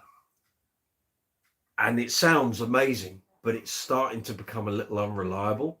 So I have the Black Label version as well. Slightly different, well, considerably different sound, and more switching options for high, medium or low effect. Then you've got various MXR octavers. I love the vintage bass octave, the small blue one, which is the smaller sort of micro version of the bigger pedal. I love that, really love it. Then there's the Poly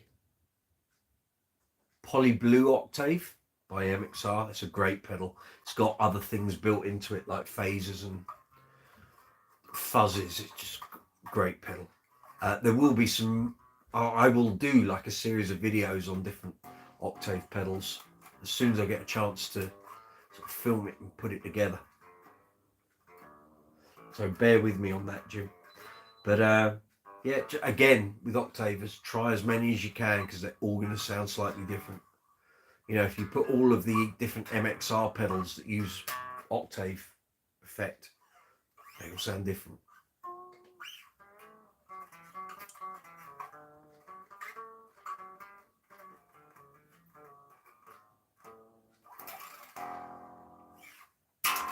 Okay. Right, where are we? It's 11:20. I think it's time to hit the sack for the night. So on that note, thank you very much everyone for a great live chat, great questions tonight. Cheers Jim for turning up, Ben Kennedy, Keith Copeland, Big Blue, all your comments, very good. Stacey, Ann, thank you. Steffi, all the gang, anyone I've forgotten, I don't intentionally forget you. It's just so much going on tonight. Thank you very much for tuning in, getting involved, subscribing, giving the video likes. It's all good. Thank you very much. All positive. So on that note, I'm going to wish you good night. Take care of yourselves. Have a great week. I will catch up with you next Tuesday. There may be an impromptu live chat at some point this week because I have no gigs. So I've got time to do that. And there'll be some new content coming up this week. I did a load of filming yesterday. There's a load of shorts about to appear. So you'll either see that on YouTube Shorts, Instagram Reels, TikTok, or Threads. So if you follow the channel on social media, you will see that content very soon. So on that note, I'm going to bid you good night. Take care of yourselves. Be safe, be happy, enjoy your bass playing, and I'll catch you next Tuesday. Take it easy. All the best.